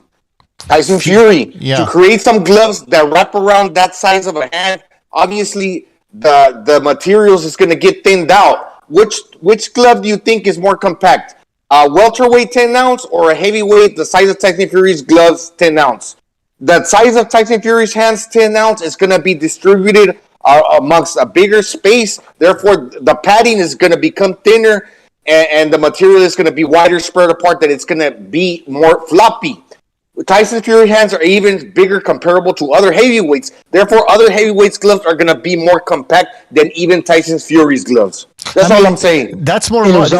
What Gonzalo just said, it's way more logical. What Gonzalo just said is much more logical. Hold on. What Gonzalo said makes much more sense than a floppy glove, or that Fury had a metal object inside the glove. That's ridiculous. And the fact, again, that so many LDBC channels went along with this fucking narrative leads me to believe that these people are fucking insane, and they're fangirls, man. And another thing, Lomachenko is a great fucking fighter. I don't care who you are. If you're a real boxing fan, you're gonna admire. You're gonna admire what Lomachenko has achieved. How come the LDBC constantly criticize Lomachenko despite all of his achievements?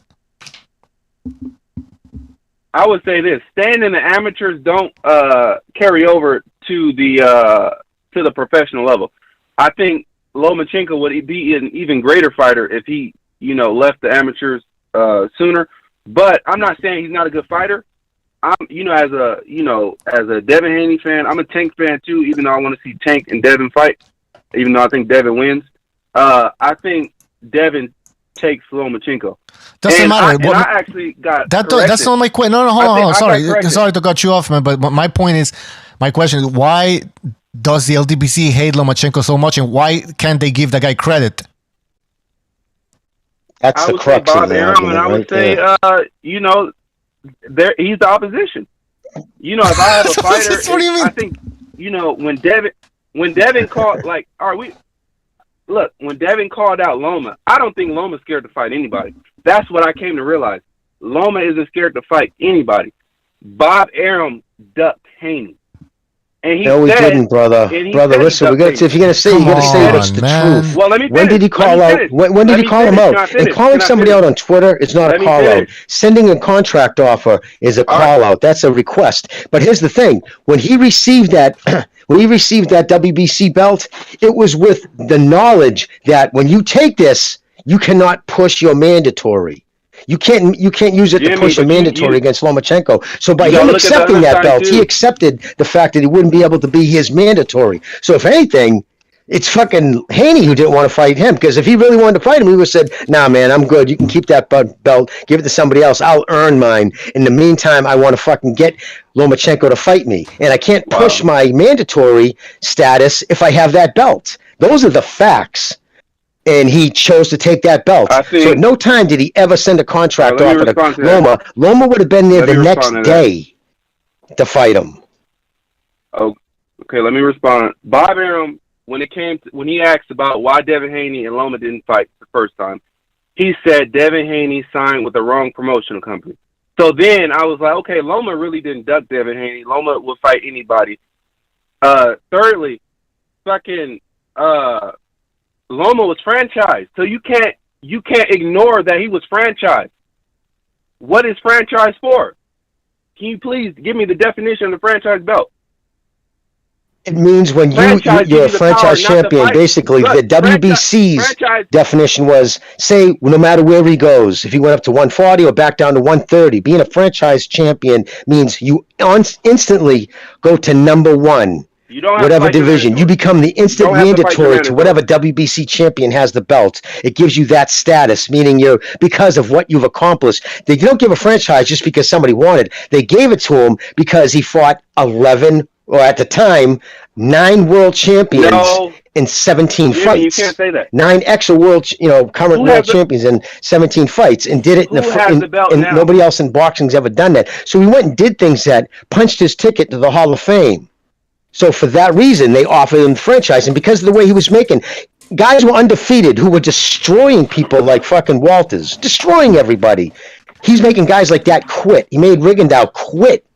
World-class boxer like Rigondeaux quit. Jimmy, for those reasons, they gave him the franchise. The only problem with your argument is who has the franchise belt now. What's that? What's that? I can't hear you. Who has it now? Who has it now? Well, here's the problem with the franchise, and I listen. I didn't agree with the franchise in the beginning. I hate all this bullshit, extra belts. Because here's the problem: you can't transfer that franchise just because T.O. beat him. There's the problem. Now, Suleiman realized he fucked up when Loma lost that fight. Now he's like, oh shit, because they're asking him, so how does this work? How does he become the franchise now? And they're like, well, he really doesn't, because he hasn't earned it. You have to earn the franchise. There's 2 people who had him, Canelo and him. So because of that, yes, he has now the WBC belt, but it's not the true WBC belt, because that went to Haney. The franchise only, that connoisseur of the champion franchise guy, that only hung with Lomachenko. That did not transfer to Teofimo Lopez. Yeah, Jimmy, but to me, the real reason the franchise got created was to free up the other WBC belt to have 2 champions at one time to double dip. I think it wasn't just to give prestige to Lomachenko first and Canelo. No, they did that so they could put Haney in a position to have a belt and gain 2 sanctioning fees. That's my opinion. And it's big money too. And what they get hundreds of thousands of dollars for that. They have to pay the sanctioning fee. Like depending on the size of the fight, it's a percentage of the purses usually they go by. So you can end up paying the sanctioning fee, fucking hundreds of thousands of dollars to WBC just for the right to hold their belt, which is it's all criminal. And I agree, it caused a bunch of problems. And I'm not blaming Haney for that. I never said Haney ducked Loma, and I didn't say Loma ducked him. It is what it is. That belt did fuck everything up. But you can't say Lomachenko, like you said, who's willing to fight fucking Walters, Rigondeaux, Russell, his third professional fight, Salido, 2-time world champion, one of the best inside fighters in his heyday of this era. You know, a real gym rat, tough out. You know, and but again, the hate is now he's just a fucking bum with 10 losses that beat him. Not that he came in 6 pounds overweight, and the referee apologized for what he called the worst performance of his career, and he should have disqualified Salido. You know what I mean? So all those factors coming in, and again, I didn't like Lomachenko when he first came around. I found it presumptuous that he wanted to fight for world title in 2 fights. That pissed me off. I'll admit it. I didn't like that about that. Yeah, it wasn't until I watched him operate inside and do things that I've never seen done in this the is ring. my point, never Jimmy. seen done to that level of competition. Yeah, and the people who fucking don't LDBC, recognize they that can't because they give have any a reason they not to. can't give any credit to Lomachenko. This is where I realize no, this is not the reason, but this is one of the main reasons why I know the LDBC are a bunch of fanboys that don't know shit about boxing, that only follow black boxers no matter what. Is the fact that they don't want to give Lomachenko any fucking credit. Sure, he's the enemy, whatever you call him, the nemesis, whatever. But you gotta, even if he's the enemy, you still have to admit that this guy is a great fucking boxer. And no one's saying that, but when you lose the belts, so Devin Haney was supposed to be next up in line. So for Lomachenko was about to get another chance before Devin Haney, I did feel some type of way about that. So it just goes to the point that, damn, Lomachenko is jumping the line. You lost. Now you got to build yourself back up, and you can't do that in 2 fights. When there's why not? But he did. Look at the competition he fought. He fought Comey, and he fought the other dude, the Japanese dude who took fucking went life and death with Lopez. Those 2 fighters there, Comey and that dude he went the distance with. I mean, the Japanese kid are better than anybody Haney fought. And those 2 fights alone, he just destroyed Haney's fucking whole resume. So of course he earned the right to jump ahead. But he did it by fighting better competition. Jimmy, and great coming point. off a loss. No soft touches. Hold on, guys. Stay on the line.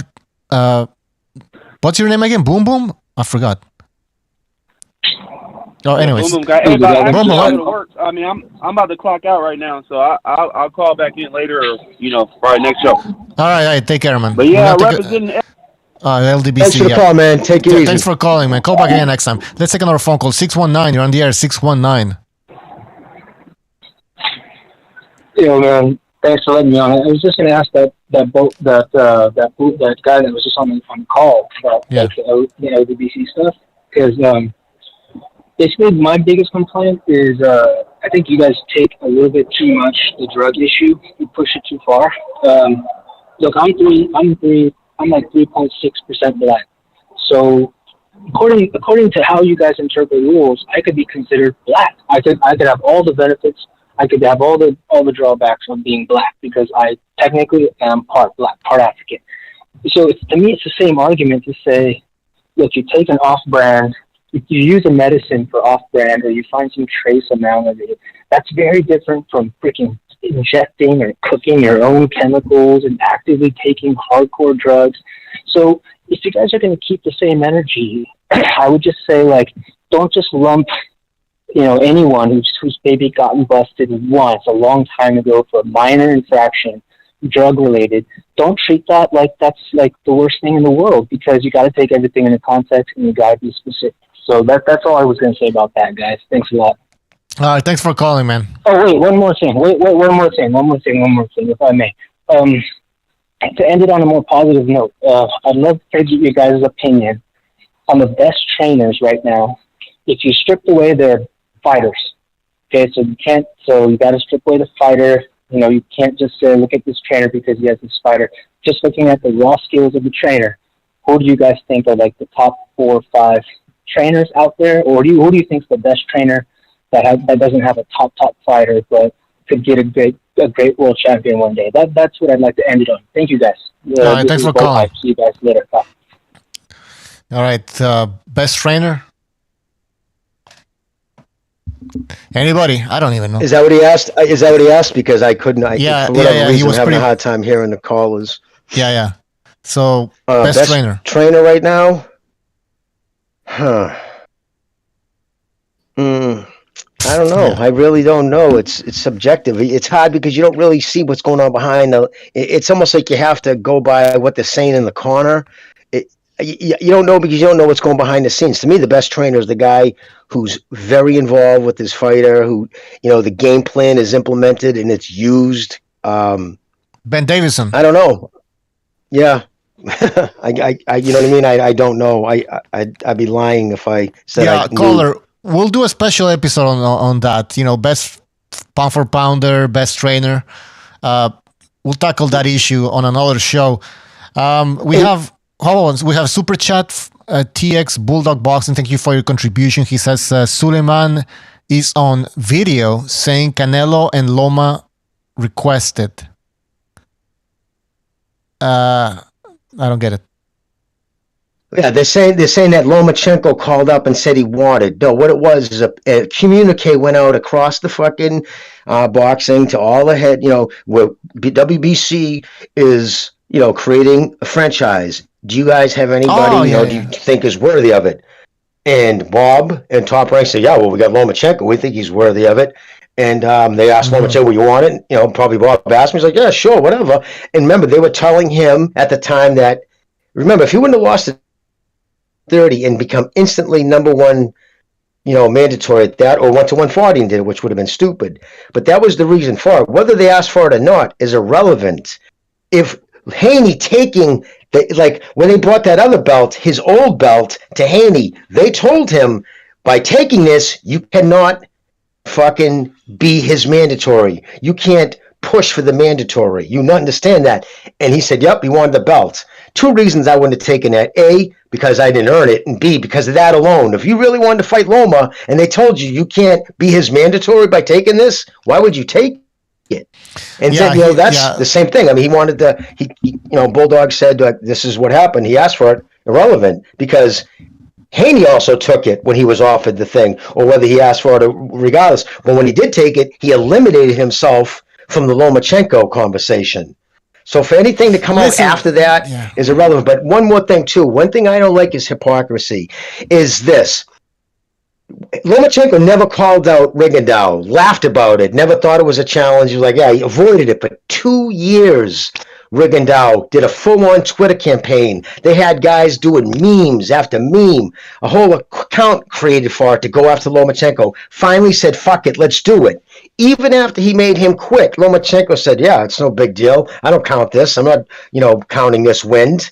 Well, he didn't have to say that because he was eviscerated for taking a guy up. The same people who were fucking for years saying Rigondeaux would beat him, then turned around like Dante Boxing, Fred, all those guys who first claimed that he was avoiding him, then said, yeah, he dragged him up 2 weight classes. Fine, whatever. You want to hold that keep the same energy when Spence drags up Mickey Garcia 2 weight classes. No, that catapulted him into pound for pound status, even though the size disparity was greater between Mickey Garcia and Spence than it was between Lomachenko and fucking Rigondeaux. But it doesn't matter because Lomachenko's white. End of story. He can't get that same kind of credit. Okay, we have Don. Don, go ahead. You want to talk about the LDBC? I don't know what your position is.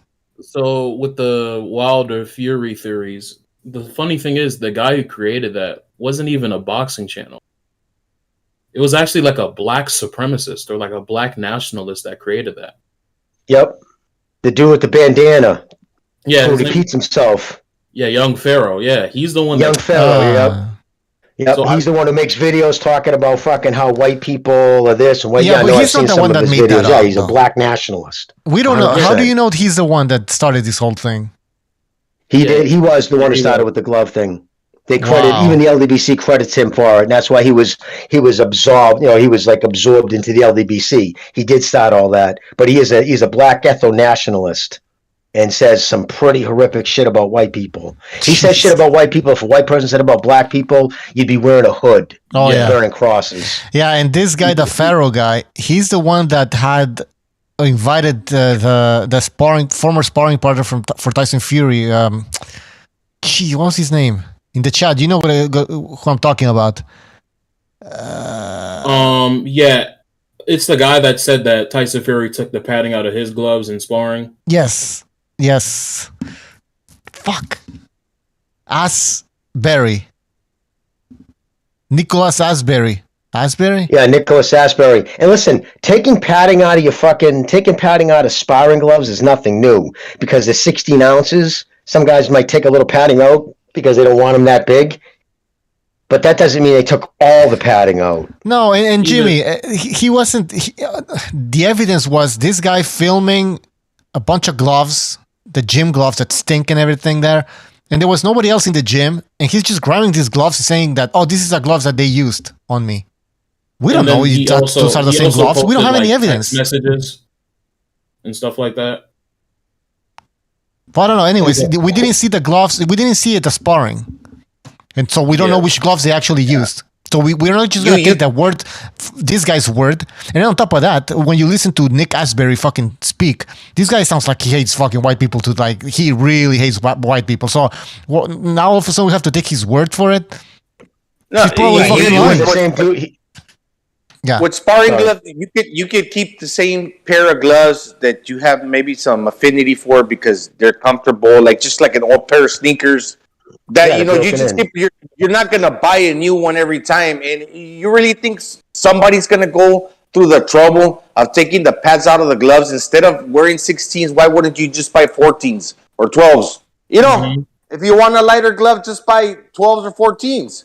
Yeah. And the thing was with the padding, those don't even have padding. They have horsehair, complete horsehair, and they break down. I had a basement full of gloves from the Golden Gloves era, and they were all like this. They could fold them any which way because they were horsehair. Horsehair, when it gets wet, separates. The reason why UFC gloves don't separate because they're the stitching around the knuckles. It's all so tight together. The back of palm, it's foam, and it has nowhere to go because it's all stitched into one spot. Boxing gloves, that whole back of the hand's open, so it has areas to spread apart. So when you saw the outlines of his knuckles inside the glove, it's because it's horsehair. The horsehair gets wet, and that's the reason why they call it a puncher's glove. It's not just because it's horsehair.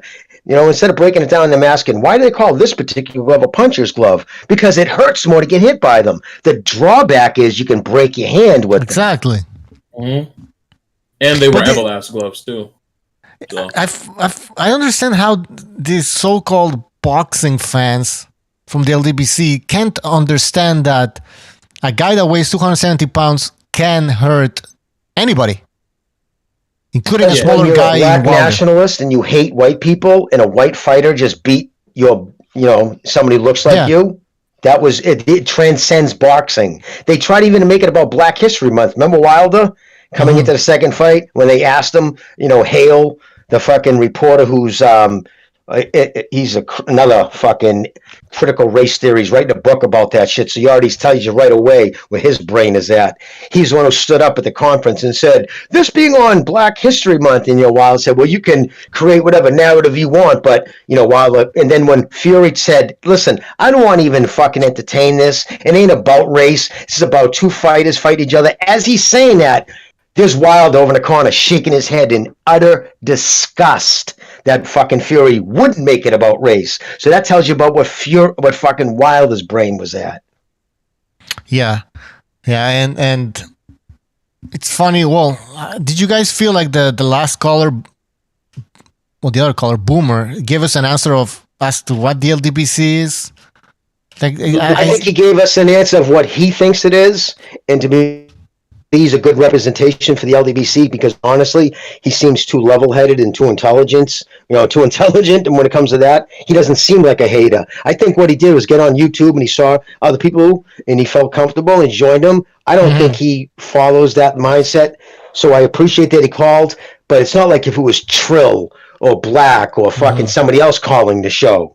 Someone who's pushed all that fucking bullshit. Jimmy, this is something that I think I've realized, that a lot of people, they don't feel, African Americans don't feel comfortable on our show because they think we're racist, and because we call it as we criticize certain fighters when they have to be criticized, and they don't like that, and they think we're racist, and they just they don't. Well, when your videos are based off of failings, see, if we come at you with legitimate, objective facts, things that happen, things that are in writing. These things happen.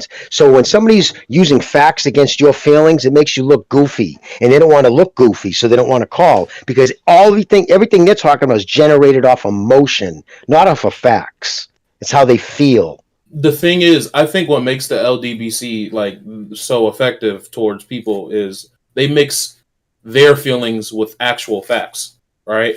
They mix it, and then that's where they're able to sneak in falsehoods and stuff like that, which is how young Pharaoh got so problem with that theory. Because yeah, it was true the glove didn't look right, but then once somebody says something like that, and then like sneaks in a little, the reason why he's able to get away with this was because he's white, and they're doing this racist thing in theory. That's how it gets people attached. Because they can sneak falsehoods with truths. Yeah. That's why the LDBC has so many people in there, and that's why so many people blindly follow them, because they sneak these things that are very emotionally charged within the black community, such as racism and stuff like that. Yeah, exactly. That's what they're doing. They're conflating situations. Chris Wallace is a dude. He's on Twitter all the time saying all kinds of shit. I mean, he's a Muslim communist who straight up in his writings, his YouTube videos of him being on, calling white people the devil. So you really think he's going to give an objective point of view towards white fighters? Mm-hmm. I mean, it is what it is, right? I mean, but I feel like this this type of talk is spreading, and it's now affecting promoters and people involved in promoting fights. Again, let's read Leonard Ellerby's tweet here. I'll say what others won't. All right. People of color and women are not afforded the same support or the same evaluation system that others are. Then he says the reality is people like Floyd, Al Heyman, Steven Espinosa, and myself are held to a different standard in boxing. And it's very unfortunate. Stay woke. Stay woke, what a clown. Yeah, but you notice the one, did you see the omission? Where's the actual, point an incident. Talk about something. Say exactly, this is why, look what they do to us, oppose what they do for Bob Arum. Put it out there. Say, this is exactly what I'm talking about. But he doesn't. Instead, he uses nebulous terms and things that can't be quantified, because all it does is just gets the emotions up of people who want to blame another race for their self-inflicted inadequacies. I can understand where he's coming from, because if you're looking simplistically and just say, look at Lomachenko. He's a great boxer, doesn't have knockout thrusting power. And then there's Devin Haney, who has no power, yet everybody shits on him. I can see where they're coming from. Me personally, I disagree, but that's why, because not many people look deep into stuff like that. They're very simplistic and just look at the surface value. There's a white fighter that's a very technical boxer. There's a black fighter that's a very technical boxer, but the white fighter is popular and the other one isn't. It has to be race. Exactly. So that's what I think. That's the problem, and that's why there are instances where there is racism, like with the Sergei Kovalev stuff.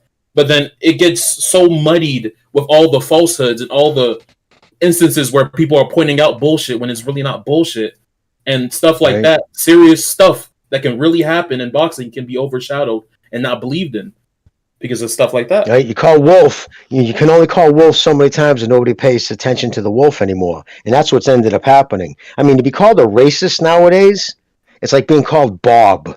What difference does it make? Yeah. When everything makes you a racist, then everybody's a racist.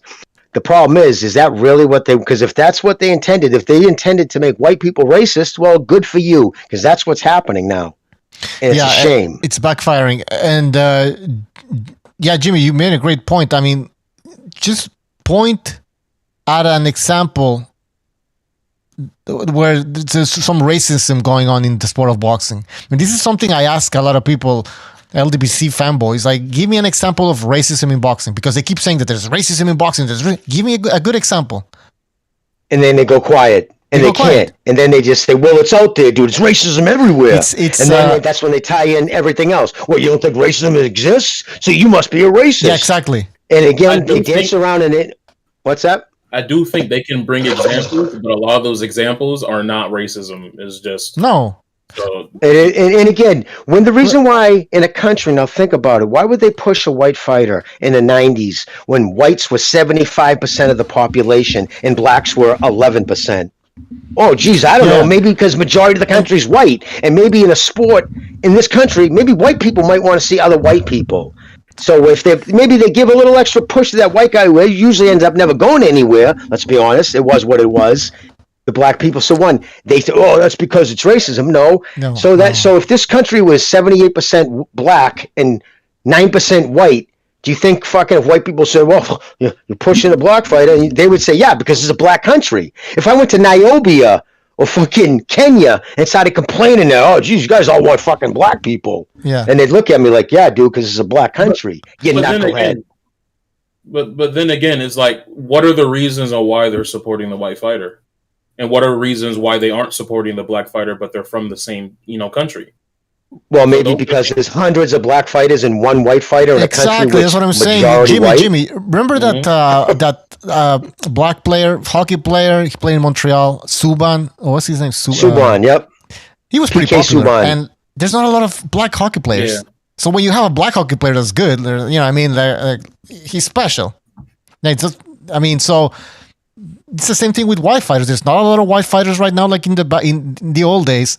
So if you have a good white fighter that's really good, American, then he's gonna, there's gonna be some attention on the guy.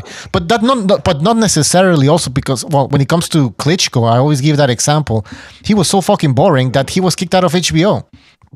Yes, so white people by the way, behind you know him. what? But Klitschko could sell. That's the funny part. In Germany, not here. Yeah, well, that's the other thing. But you know what? It's interesting though when you talk about, well, why don't people root? Like they'll say that Mayweather was the genius for playing up the bad guy angle, but then when they look at all the people that hate him, they go, oh, that's because it's racism. No, you just admitted the guy was playing the bad guy angle, supposedly playing. I think there was a lot of reality there from his character, but that's why people disliked him, because he was a dislikable fella. So it's not anything to do with race. It's about how he's conducting himself. Also, the other thing I wanted to say was, when it comes to the actual racism, that you ask people, well, show me that boxing really is that racist. Show me some examples of the systemic racism against black people in boxing. They'll go, but hold on. They'll tell me, well, okay, there's not that many, but it's subliminal. They're using dog whistling. In other words, they're using this coded word language to translation. I'm talking about my ass, and I have no examples. Exactly. Translation is, I want to interpret those however I choose to. And by the way, some people are going to be there might be a problem here because some people might have different definitions of racism, right? So some guy might say, yeah, there's racism. I'll tell you how. I'll tell you why. The fact that a lot of people support Lomachenko just because he's white, that means that they're racist or whatever. Like, no, listen, the way I see what racism is that somebody's prevented 90 seconds. Like a boxer, for example, is prevented from, let's say, getting a title shot because Thank you for using Blog Talk Radio. Because of his race. Goodbye. Yeah, hold on. Yeah, exactly. Now think about even that statement, Bucho. Break that statement down, right? There's a lot of, from the same group of content contributors who got together to support black fighters, then turn around and say, why so many people want to see Lomachenko? Maybe for the same reason you guys want to support your black fighters. Exactly. And if that's the reason, sorry that black men make up 6% of the U.S. population, white men make up 32%. So you're outnumbered 3-1. So in that case, and going back, it was even historically even higher. So obviously, for the same reasons that you want to follow black fighters, maybe white people want to fight. But then it comes down to this: white people aren't allowed to have a culture. They're not allowed to support their own. Anything that black people do, if a white person does, hey, Black History Month, how come there's no White History Month? How come there's no white? Because if you're the one who ends up supposedly winning, even that's bullshit, because there's 8 ethnic groups that outdo white people. Then, so it's all based on bullshit. They hold white people to a completely different standard than they hold themselves, and they use the term racism to support their theory.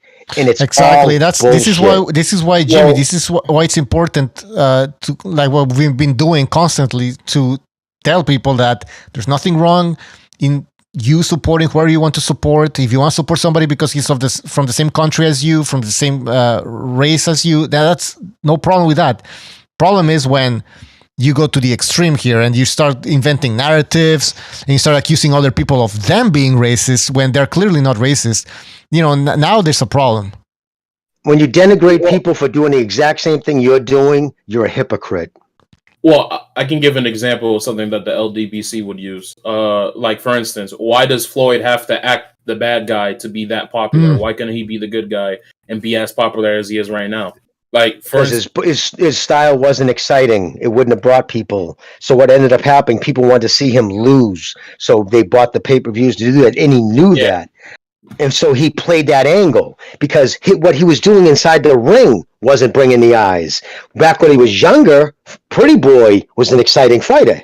I thought he was so talented, did things. He made the fight exciting. But as he got older and he really went with the shoulder roll and he didn't throw many punches. He just used his conditioning and his knowledge of space, and he was able to make people miss. So that's not an exciting style to watch. So how do you sell tickets? You have to use something else. And he made himself the bad guy. It was promotional, and he did a good thing as far as making himself money. Yeah. But that's the reason behind that. But then they will then say, oh, but what about Crawford? He's knocked out everybody in the welterweight division, yet he hasn't had that much recognition compared to Lomachenko, who hasn't accomplished as much as he has. Now, what do you say by that? By recognition, now you say recognition. Once you say that comes down to, you would have to say, okay, let's break it down. How did Bob, Top Rank, support or promote the both? Bob can show you in receipts that he plans on bringing to the courtroom that he spent exorbitantly amount more money promoting Crawford and lost it. And he also paid Crawford $2 million more per fight guaranteed than he was paying Lomachenko. Well, and again, you say that about that, and then Well, yeah, can I? Well, sorry, Jimmy, I didn't know if you were finished, man. Oh no, I'm done, brother. I'm done. Okay. In regards to Crawford, Lomachenko, first of all, and I've explained this before, boxing or popularity in general, whether it's in music, in the music industry, or in sports, or in acting, it's a mystery why some people appeal to the general public and why others don't. For example, Crawford, they tried to push him and they sent him over to the Joe Rogan Experience. He is fairly entertaining because he scores stoppages in his boxing, most of his fights, but he never seemed to strike a chord with them. And I think part of that is because of his own doing. He refuses to do press. He doesn't want to he doesn't want to dance to that tune. So that affects him. Now with Lomachenko, they tried to push him to become a mainstream star as well, and he just didn't click. I mean, they used to, he gets a lot of hits on those highlight videos on YouTube, but when it comes to pay-per-view or really selling out arenas, he's not the biggest guy out there. I mean, Canelo, Joshua, those guys still dwarf his numbers. And the thing with Lomachenko is, he's he is a fan favorite with the hardcore fans because of the way he fights. Because of the reason is he likes to fight almost everybody. Some fights haven't come across, but it's generally not his fault because he's shown that he's a no-frills type of guy. He's not always haggling about pay or about the size of the ring or about the location of the fight. In fact, you saw that with Kambosos. He said, all right, whatever you want, let's do it. 2 fights in Australia, whatever. Yeah, you get the more the money, fine. And he's on top of that, he's not on social media acting like an ass. So it's also dependent on how you act too. It's a bunch of factors, but ultimately it is mysterious why some guys catch on and others don't. But I suspect it doesn't really have to do that much with race. And Lomachenko, it never fought at home. If he would have fought in the Ukraine, they have a stadium there that holds 30,000 people. They would have sold that shit right the fuck out, but they couldn't because of, a bunch of reasons. But still, that has a lot to do with it. So yeah, those were just arguments that LDBC would use for like, oh, here's an example of racism. Or, no, I appreciate it, brother. I appreciate you did that. You're bringing up the counter argument. No, I appreciate that. Thank you. Yeah, I'm playing devil's advocate, but I got you, man. There's another one.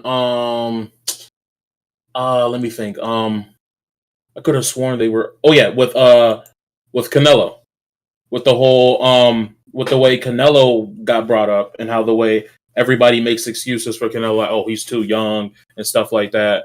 But then, at the same token, when Canelo had lost to Floyd Mayweather, too young, but whenever Floyd fought Manny, It was, oh, Manny was out of his prime.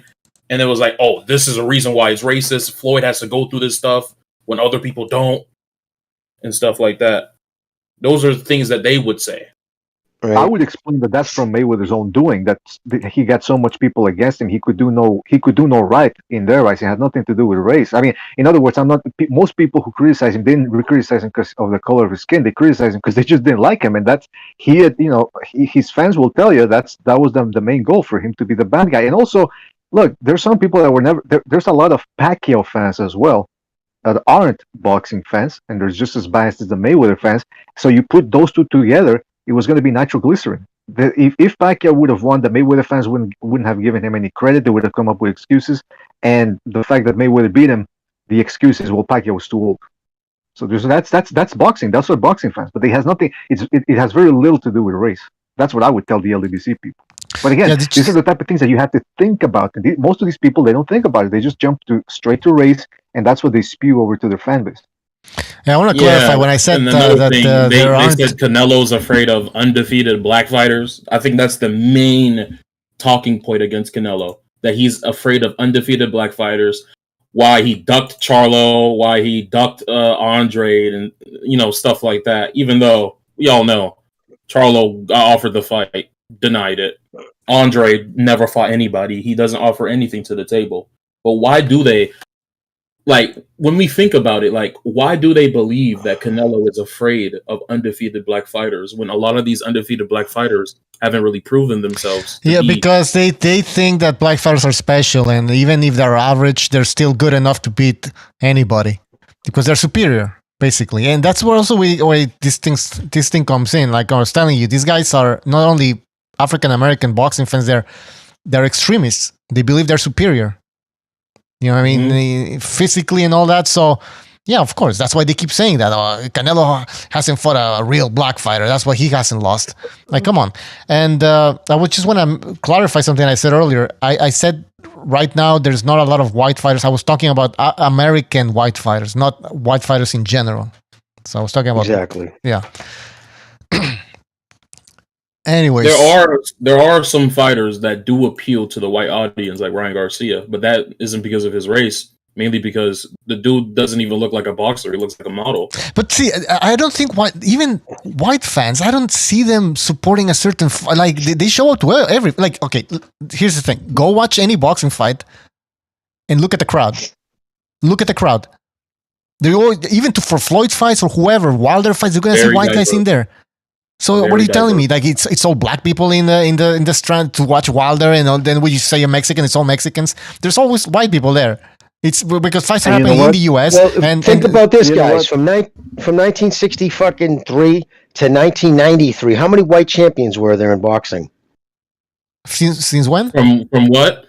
From 1963 to 1973. 1983. Those 20 years. I think there was two. Yeah. Two legitimate white champions, and yet boxing was never more popular in a country that was vast majority white. You know what? Also, that's a great point, Jimmy. And also, if you go to the International Boxing Hall of Fame festivities that they hold every year, you'll see a veritable cornucopia of all sorts of races and people of all social strata and age groups. It's a generational thing. Boxing fans who are old and have kids, they'll take their kids there, and hopefully the tradition continues with the kids. And that's the thing, though.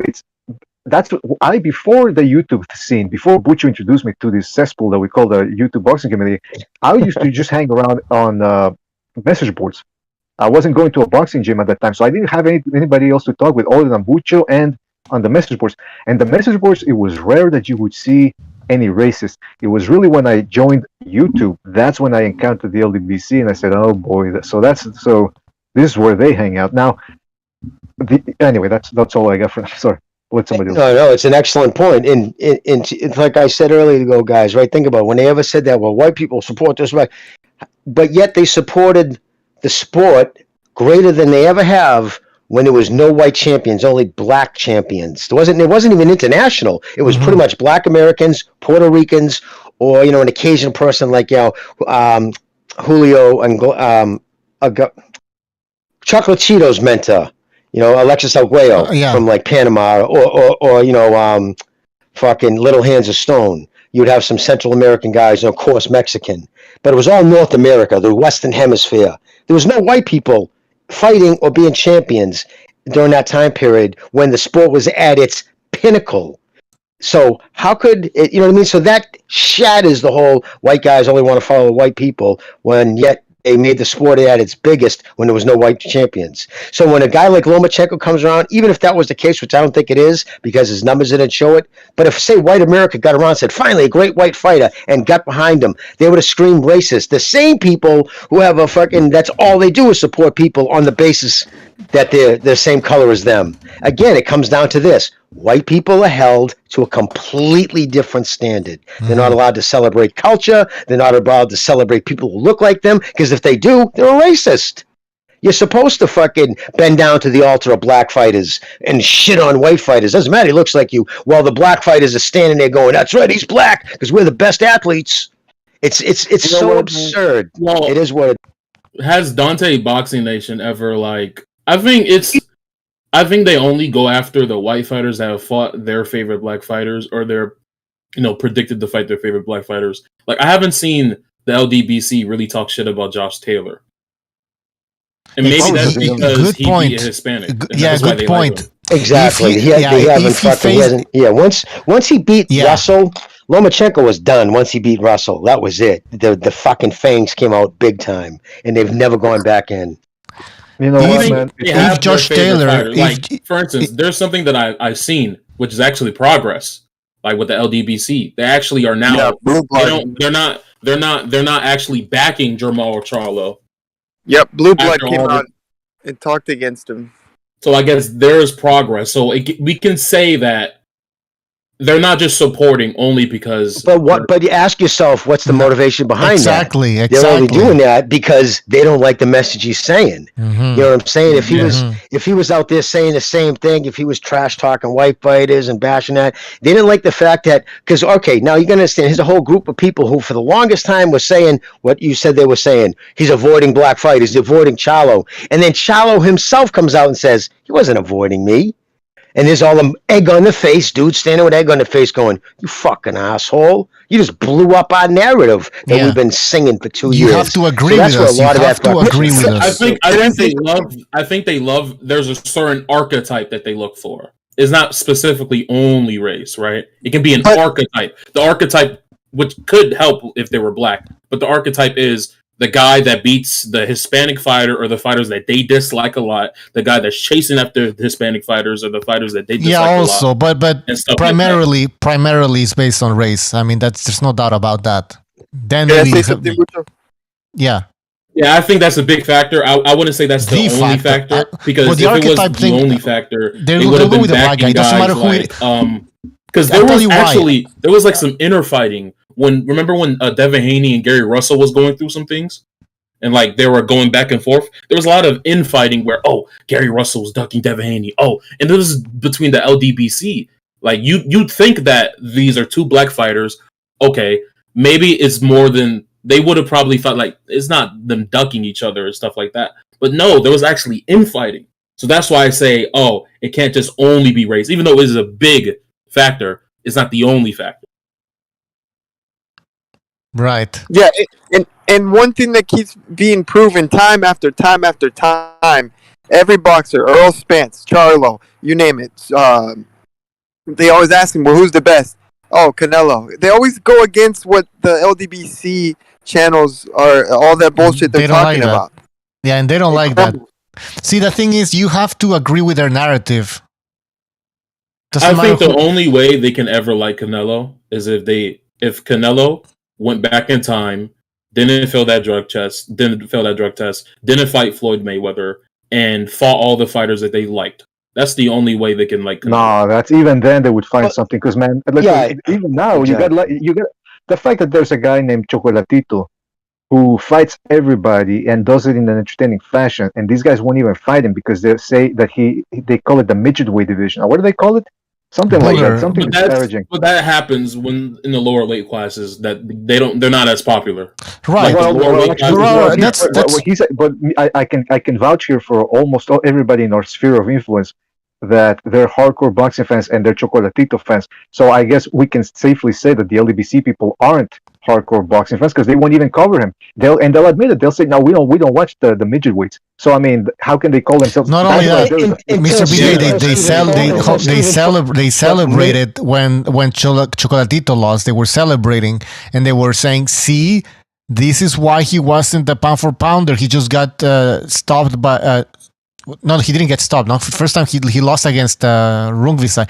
They were like, "See, and Crawford." That's why Crawford's number one. And you guys didn't know shit about boxing, but because you didn't want to put a black guy as number one, you ended up with Chocolatito, who was a fraud. That's what they were saying. He was a fraud. Right. And but they messed with little guys when Stephen Fulton came around, though. Let's be honest. Oh, they did? The Dante has ever talked about Stephen Fulton? I don't know about Dante's. I can't even fucking stomach it. It's like trying to listen to fucking somebody scratch a chalkboard. Because he is the biggest. He is the guy that really is like one of the prominent ones that are really, spreading this narrative and stuff like that. So I'd be surprised if a guy that claims to be a hardcore, boxing fan doesn't support Stephen Fulton. You know what? The other thing that irks me here, I think I'm in the minority. When people say, "Well, it's okay to root," and I heard some of you guys saying this, it's okay to root for the guy that's from your country, or that looks like you. I understand the push for that, but I also think that you should. I also think that you shouldn't root for a guy if he's a complete and total jackass, because that to me shows me like let's say you're right. Mexican, and there's a Mexican that comes along, he starts cheating. And he starts cherry picking and does a whole boy and starts smack talking his opponents, let's say, and you realize, man, this guy's a jackass. Why would you root for him?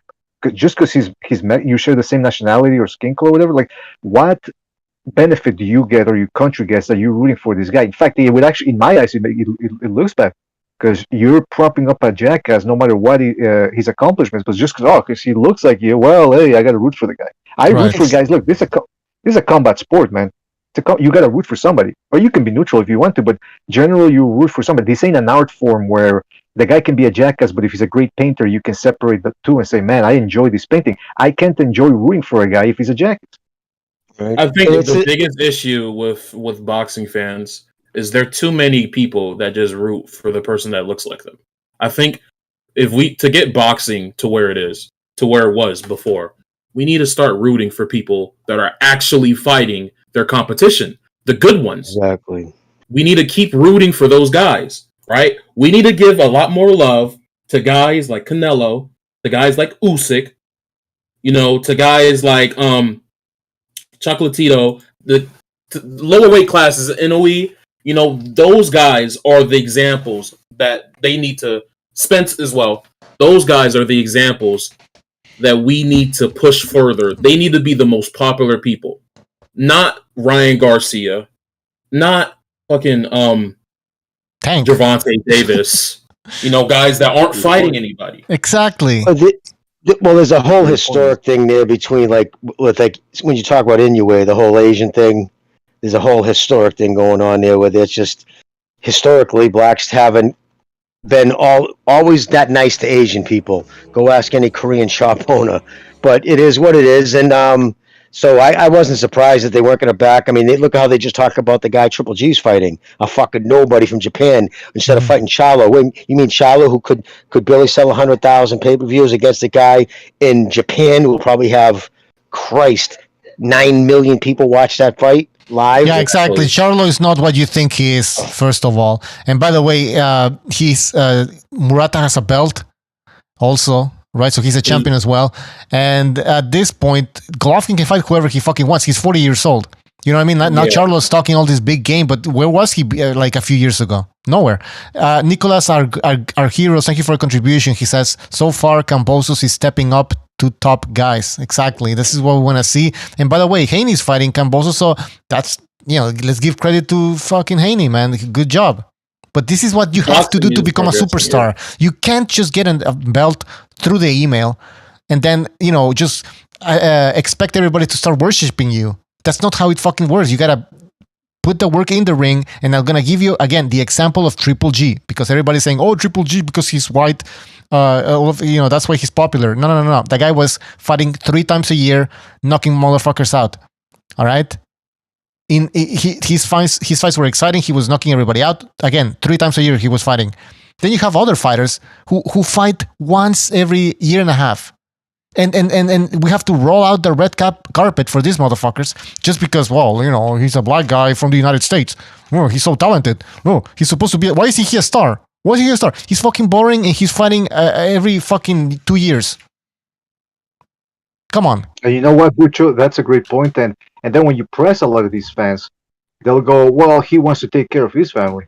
He's okay. So to admit it, he's after the money, easy money. Yeah, and to be fair, the promoters are they're also just waiting. But hold on, yeah, well, that the promoters true. That's true though. But please. Also the fact is that a lot of these guys right now, the big problem, and this isn't just one racial group; it's everybody. They're looking for that easy payday. If they're between junior middleweight and light heavyweight, they all want that Canelo lottery ticket. They just want it to fall in their laps. That's why Canelo called them out and say, fight each other. I'm fighting fucking light heavyweights right now. You guys fight each other. So if when I come right back down to 168, I'll know who I have to fight. Exactly. It's not a crazy thing to ask. Huh? And the reason why is they would rather lose to Canelo and get 50 million than lose to David Benavidez and only get 2 million. Yeah. Right. Exactly. I'm not saying they're scared of each other, but there's a lot of financial losses that you get when you lose. They're scared of losing more so scared of the guy. They're scared of losing. That's the thing. They're scared of losing because then they're not going to get that big payday. But, man, a career is not only one fight. It's a bunch of fights. And that's how legacy is built. It's Floyd, the Floyd president. Even though Floyd is an amazing fighter. I love him to death. But the president of being 50-0 or undefeated is just too unrealistic. And since people are trying to reach that status, which is why damn near every 135er is the next Floyd Mayweather, 130-pounder, and it's because there's too much overemphasis on being undefeated. Yes. And this is a problem. This is the Floyd effect. This is what Floyd left us with, this mentality. And but it wasn't even his fault. That's the thing. It's not even his fault. He pushed that the whole 50-0, and you know what kind of bothered me? What was the one person they compared him to? He finally beat Rocky Marciano's record. Why did he have to beat the one white guy's record when there's Mexicans, fucking Puerto Ricans who went 50-0? But he had to beat Rocky Marciano's record.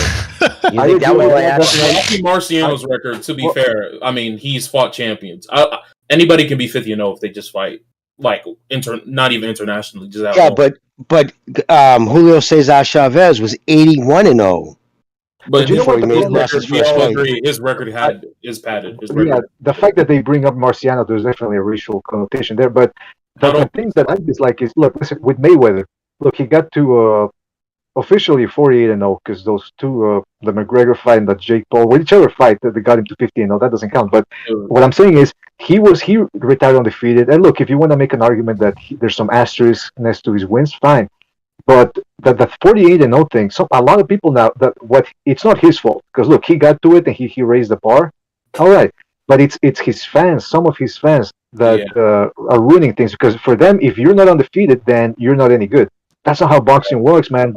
Back before people were fighting twice a year, the champ could have a loss in a non-title fight, and then he would rematch that guy for the title and then beat the crap out of him. So losses don't really mean that much anymore. And I dare say, this is one of my point of views with the Canelo thing. A lot of people are predicting that Bivol will not be able to get the decision if he wins the fight.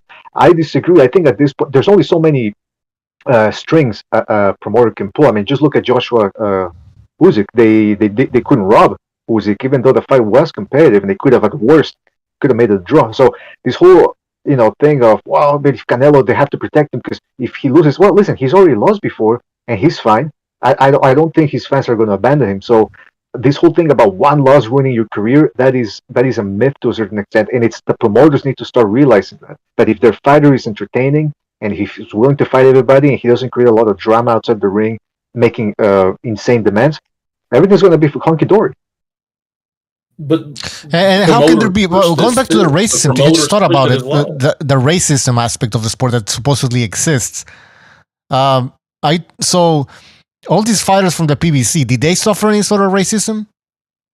Because if they did, then who's to blame for that? It would be Heyman, right? But the thing is, again, you can't point to any specific example of racism in boxing. I mean, we don't live in the Jack Johnson fucking days. And these people, let's go back to Jack Johnson. Like, how far do we have to go to find an example of racism in the sport of boxing? There's no longer any racism in boxing. Oh, sorry, Bucho. It's the same thing. Listen, not to make it about anything else. I'm just saying it's the same.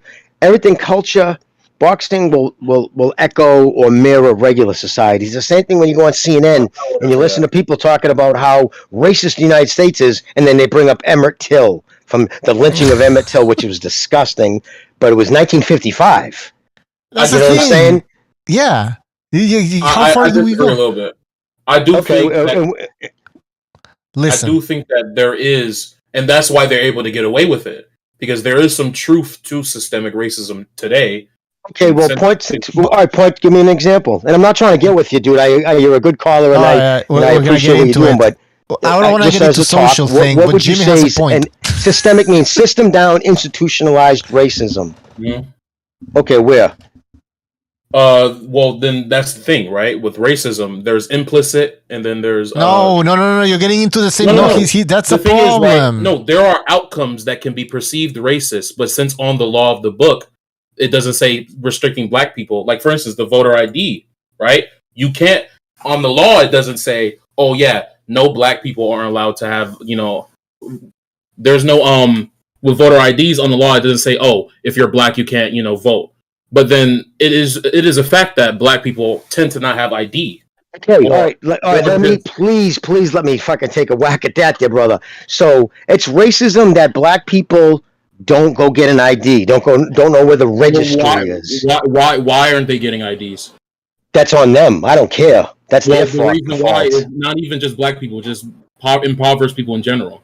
They don't have bullshit. No, wrong. Voter IDs, it's free. Walk the fuck in the registry. They snap your picture.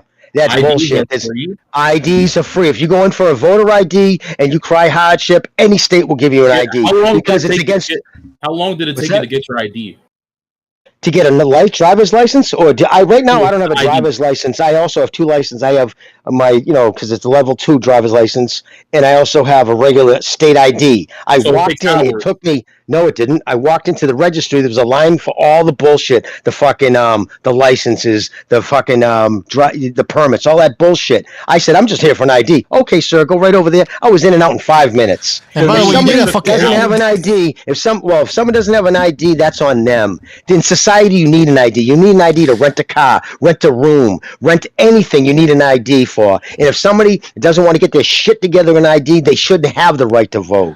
By the way, I don't buy that for a second. In fact, it's a great meme which shows a kid saying, "Excuse me, can you tell me where the registry is?" And there's this old, from a slavery days of black. I looked at the ceiling. I've been living around here all my life, and I has no idea what that is. Meaning it's a joke. Meaning Democrats look at black people like they're dumb or they can't go. So to say that, that's just playing into biases. So what's that? Hold on. We're getting off topic. Hold on. We're getting into another topic here, but let me just say something. The North Carolina voting law ruled that the voter ID laws targeted African Americans with nearly surgical precision. Hold on, Jimmy, hold on. That is what they concluded. All right, listen. You can't trust these people the North anyways. Carolina voting law ruling. All right, hold on. Can you guys hear me? I don't want. I mean, Jesus Christ! Hold on. Who voted it? I'm sorry, Bucho. I'm sorry, I didn't even hear him. I wouldn't have talked over him. All right, guys, hold on. We're getting off topic over here. First of all, yeah, that's why I didn't want to really. And by the way, elections are fucking. Hold on. Hey, let me talk. Everybody, shut up. I can give you a bunch of meta-analysis about, like, for instance, jobs. I have to mute this guy. All right. Stop talking. All right.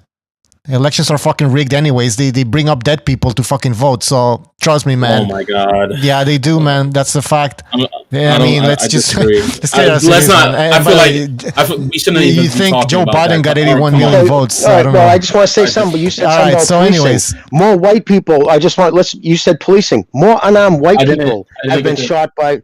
Well, you said policing. More unarmed white people have been shot and killed by police every year for the last 6 years. Yet BLM, the whole start of BLM is because they say unarmed black men are being shot at an exorbitant rate. And if you actually look at per capita, no, let me finish. Oh, okay. The number of violent crimes committed per capita to police interactions, black community is woefully underpoliced. Woefully underpoliced. Well, for the first point, the reason why there's more white people getting killed is because there's just more white people in the population. All right, now here's the answer to that. His factual answer. You go by, but police don't go by, well, I'm going to drive around and just deal with the people who the most of. They get called to crime incidents. They deal with crime. And when you have an ethnic group that, this is what it is, not my opinion, this is statistical fact, and I can give you the website. When you have black people right now in the United States, and you can get offended of anybody if they want, commit more violent crime than all other ethnic minorities combined. Why is that? That's why. Listen, let's not get into that. I'm just saying, why? And a police, if you're a police officer, you're going to go to where the crime is. Guys, we're getting off topic here. We're talking about. Hold on. All right, I have to. But this is what's pushing the people on Discord can hear me. This is the baseline. What's pushing the boxing thing. Okay, so for one, right. The problem is that here's stop and frisk. All right, you can hear the Hadouken, man. Jesus, I'm gonna have to kick this guy out. Oh, wait, what happened? He can clearly hear the Hadoukens. Hadouken! Nobody can miss No, this. I could. You know what? No. Actually, we couldn't hear. I couldn't hear it, man. And Jimmy's having trouble hearing you as well. So it's when I remember when people talk over you as a host, Bucho. Yeah, but but if somebody hears my voice, like even if it's faint, whatever, you need to like stop talking. Because then I'm sorry. If I would have heard you, then I would have stopped. If I heard you, I didn't. Maybe that was my fault, but I didn't hear you at all. That's what I'm saying. People can't really. I couldn't even hear the Hadoukens, Bucho. So it's not that. But listen, first of all, we got to be careful when we talk about the election thing, because even that can get you in trouble with YouTube. So let's not even touch that one. We'll be moving to Odyssey at some point where we can say whatever we want over there. We're discussing the subject. But I mean, listen, we got very off topic here, right, Bucho? Yeah, I want to read a super chat. Nicholas, I want to read a super chat. Nicholas, thank you for your contribution. He says, is it racist to hate all races equally? That's a good point. Probably not. No, but anyways. No, just equal bigotry. Just hate humanity. No, but my point, though, Bucho, to that was, stop it, you fucking maniac. My point to that was this. If that's the basis, see, that's what they do. They drag things that aren't true in the real world, and they apply it implicitly to boxing. And when you have a group of people thinking the cops out there shooting black people for the reason they're black, which is fundamentally false, and there's a tsunami of receipts to prove that, not opinion, proof. But if that's the reason they clouding and conflating everything in boxing, so if we're going to address it, let's address that. That was all my point. If that was the reason behind it, and you're right about the election thing, they have dead voting. 7,000. I shouldn't say, but okay, certain state, Michigan, 7,000 people in 2 weeks they found were dead who voted. And it's going to come out. But anyways, it's out there. I don't know, people denying it like I'm fucking nut job. You guys need to wake the fuck up. And by the way, you have a retarded in the United States, you have Biden as fucking president. Like, you tell me it's not fixed. Over here in Canada, it's even probably worse. Hey, but anyways. Bucho, you gotta be careful about, like I told you, the whole thing there about the election thing, that's real, man. That's okay. No, but the whole thing. The election is real. Nothing. Yeah, the elections are real, and Trudeau's not a fascist. But BDA, you know what's one good thing? Just starting this week, you can probably get away with it now because the whole machine from CNN, just starting this past week, has turned on Biden. Now they don't give a fuck. We're not going to get to hold on, guys. This is why you have to boxing thing. Yes. Can you hear me? Oh, fucking shit. All right, go ahead. You go ahead, Bucho. Go ahead. I couldn't hear. This is why, guys, you need to subscribe to the Second Renaissance, our second channel. It's a non-boxing channel. We talk about politics. We talk about everything. But we're gonna be creating another Second Renaissance channel that's not gonna be on YouTube. It's going to be on Odyssey. Odyssey is like a type of YouTube, but you can do whatever the hell you want over there. So we will be moving our operations over there. So stay tuned for that, guys. Go ahead, Mr. BDA. That's right. Yeah, well, in regards to the boxing thing, look, there's always going to be. It would surprise me if you can find a racist judge, racist referee, a guy that's got something against Mexicans, or maybe he's got something against whites, or a guy that's got something against blacks. You get what I'm saying? But to this whole thing now, this notion that there's systemic racism in boxing to keep the black man down, and no one's ever offered any good proof to back that up. In fact, here's another pet peeve of mine. When people talk about subliminals, that's what they'll say. They'll say, "Well, they're throwing out subliminals." The white implicit. Well, subliminal. First of all, subliminals, they're confusing speaking in code to subliminal. Subliminal is something that you detect subconsciously. So it could be an image or even a certain word. But code means that somebody's gonna recognize what you're saying. So if I tell Jimmy and we call Bucho, kitty cat. It's going, hey, kitty cat's really fucking up or something, right? That's code. That's not a subliminal. And by the way, Bucho, you're not fucking up. I just picked you up as an example. But so people need to stop talking about subliminals because you can tell they don't really understand what they're talking about. And again, viewers, listen. We had the phone line open here. Call in. Let us know what examples you have that boxing is inherently racist. Boom. We don't hear anything. We don't have anybody with a wrench right now, except for me and Bucho in the chat room. We'll let anybody talk. We don't. We rarely kick people off the chat. This is about freedom of speech, a platform you can get, and they don't like to call in. Only Boom Boom called in. And guys, the reason why, again, I can't stress that enough. The reason why that touched on it. If you want to know why a lot of that is the way it is in boxing right now, is it's being conflated from the street. It's been conflated from everything else. When everything you see on the news is a lie and it's made to look a certain way, of course it's going to be that way in boxing. Why wouldn't it be? It's like that in every other facet in life. Because he said there's systemic racism. Systemic racism means system-wide institutionalized racism, meaning that's a part of the rules. Like, this is how it has to go. That's what systemic racism means. The only ethnic group in the United States being systemically opposed to right now are Asians. In universities, you see an Asian on top of you, an application, they throw it in the bottom because there's too many Asians. They want to. That's no matter what. Who cares if Harvard's full of Asians? If they're the ones getting higher scores, they should get in. Jimmy, Jimmy. Imagine in boxing we have too many black champions. We have to balance it out. Again, it's only held to they're held to that. For NFL right now, the NFL just passed the law. All teams need to start having one female in the fucking coach staff by a certain year and more black fucking coaches. Wait a minute. The league is 75% black. Nobody's saying we need to see more white guys. It has to be conducive to if this is a majority black white country, why do we have to have majority black players? If Jimmy, white people say we need less black people, more white people, exactly. No, Jimmy, I think in boxing, Jimmy, I think in boxing we need more white fighters. I think they're being underrepresented right now in the United States, so we need to make sure that the rankings. And it's laughable. Somebody laughed because it is funny because just to say it out loud, it's funny, but it's true. If the majority started acting like the majority, like they would in any other country, none of this shit, this clown shit where the police are shooting black people, that's clown world shit. Clown world shit. Are there racist cops? Yes, but it's clown world to say that black people being hunted. The statistics don't bear it out. The facts don't bear it out. You know what, man? We were on here we've been on that for about 2 hours now. Nobody called in to give us any examples of systemic racism in boxing or any reason why promoters or commissioners or judges would want to keep a certain race down. There's no. So that's what I'm getting at here. It's illogical, and I mentioned this on the last episode when Jimmy brought up the Leonard Ellerby's comment. When people start blaming race for the shortcomings from their fighters, there's a lot of narcissism involved as well. Because think about it, the logic here. The logic for them is, we're so awesome, we're so good, people just have to keep us down. Everyone's after us. That's a narcissistic and even almost a schizophrenic, paranoid state of mind. Everyone's after us. Why? Yeah. Why would they be after you? This is for money. This is a business. They would want to have people that have a large fan base. They wouldn't want to keep them down. And and then when they say, well, the reason why we're good is because we succeed in spite offer obstacles. That's even more narcissistic because now you're saying we're so good, no one can stop us. So I mean, it's just this whole thing about there's racism in boxing to keep the black man down. It's just narcissism. No one's after you. You're acting paranoid. Well, I should say no one because, like I said, there might be one judge who could be racist. You never know, a chairman of a commission or whatever.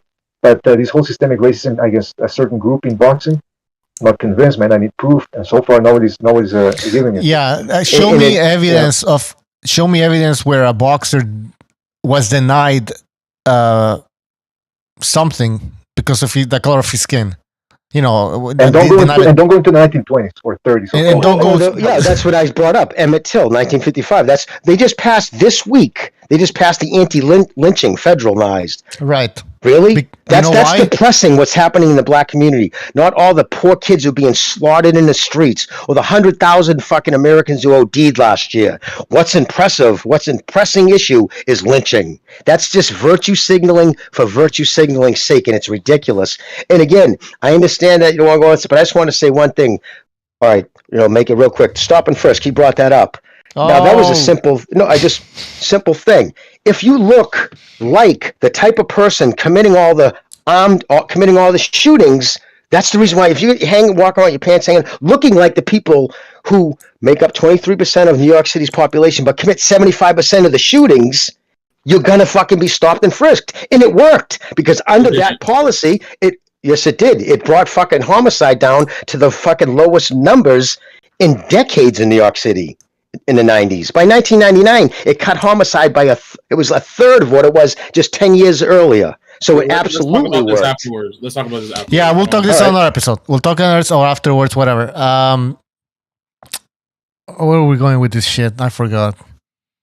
Maybe I came in at the systemic racist statement. And I mean, systemic racism, the term systemic racism means the system is racist based off of the words that make it into law, whether it's in the by rules of boxing or in the actual laws of the country. And the Constitution clearly states that's not right, and that's Second Renaissance talk, but there's no rules in boxing that actually talk about the color of your skin being what doesn't happen.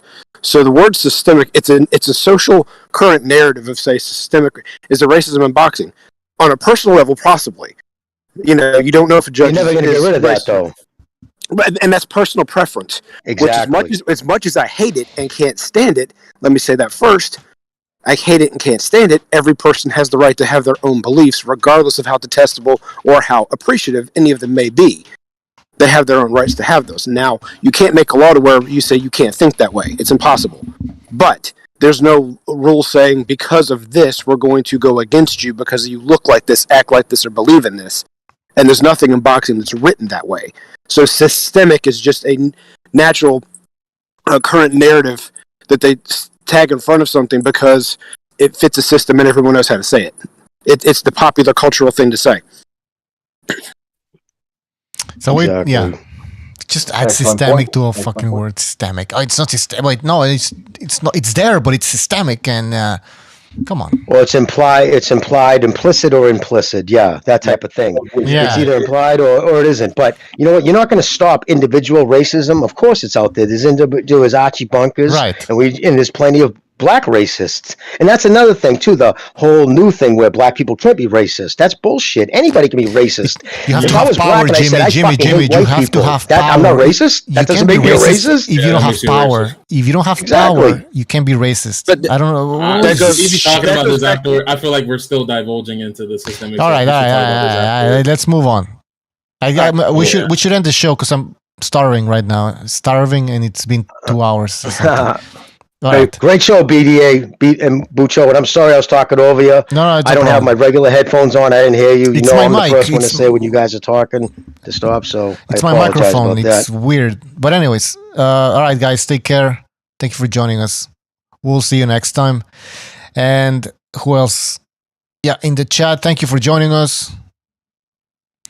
We should have a show on Friday for the Open Lines Friday. If you're new to this channel, Open Lines Friday is a pretty good show because anybody can join. And I mean anybody can join. So sometimes we have like 20 people talking at the same time. It might be a little chaotic, but that's what makes that show special. Anyways, guys, we'll see you next time. Hadouken! disappointed in every one of you. I'm sorry, I don't mean to offend you. I'm disappointed in every one of you. I kiss you on the mouth. No, I'm not cool with that. I'm sorry. One more time. I'm disappointed in every one of you. I mean, I'm dealing with degenerate animals. I'm disappointed in every one of you. Disappointed in every one of you. All right, come on. Honestly, I can't do it, man. I'm disappointed in every one of you. Let me tell you why. It's gonna be all right, Nicky. Go ahead, shoot. You just killed a little fucking man. What are you going to do about it? Yeah, because you got nothing. You don't got a thing. Yeah, because you got nothing. Lomito! You got nothing. I want to get out. I want to get out of this rat hole. I want to get online. I need BDA Boxing.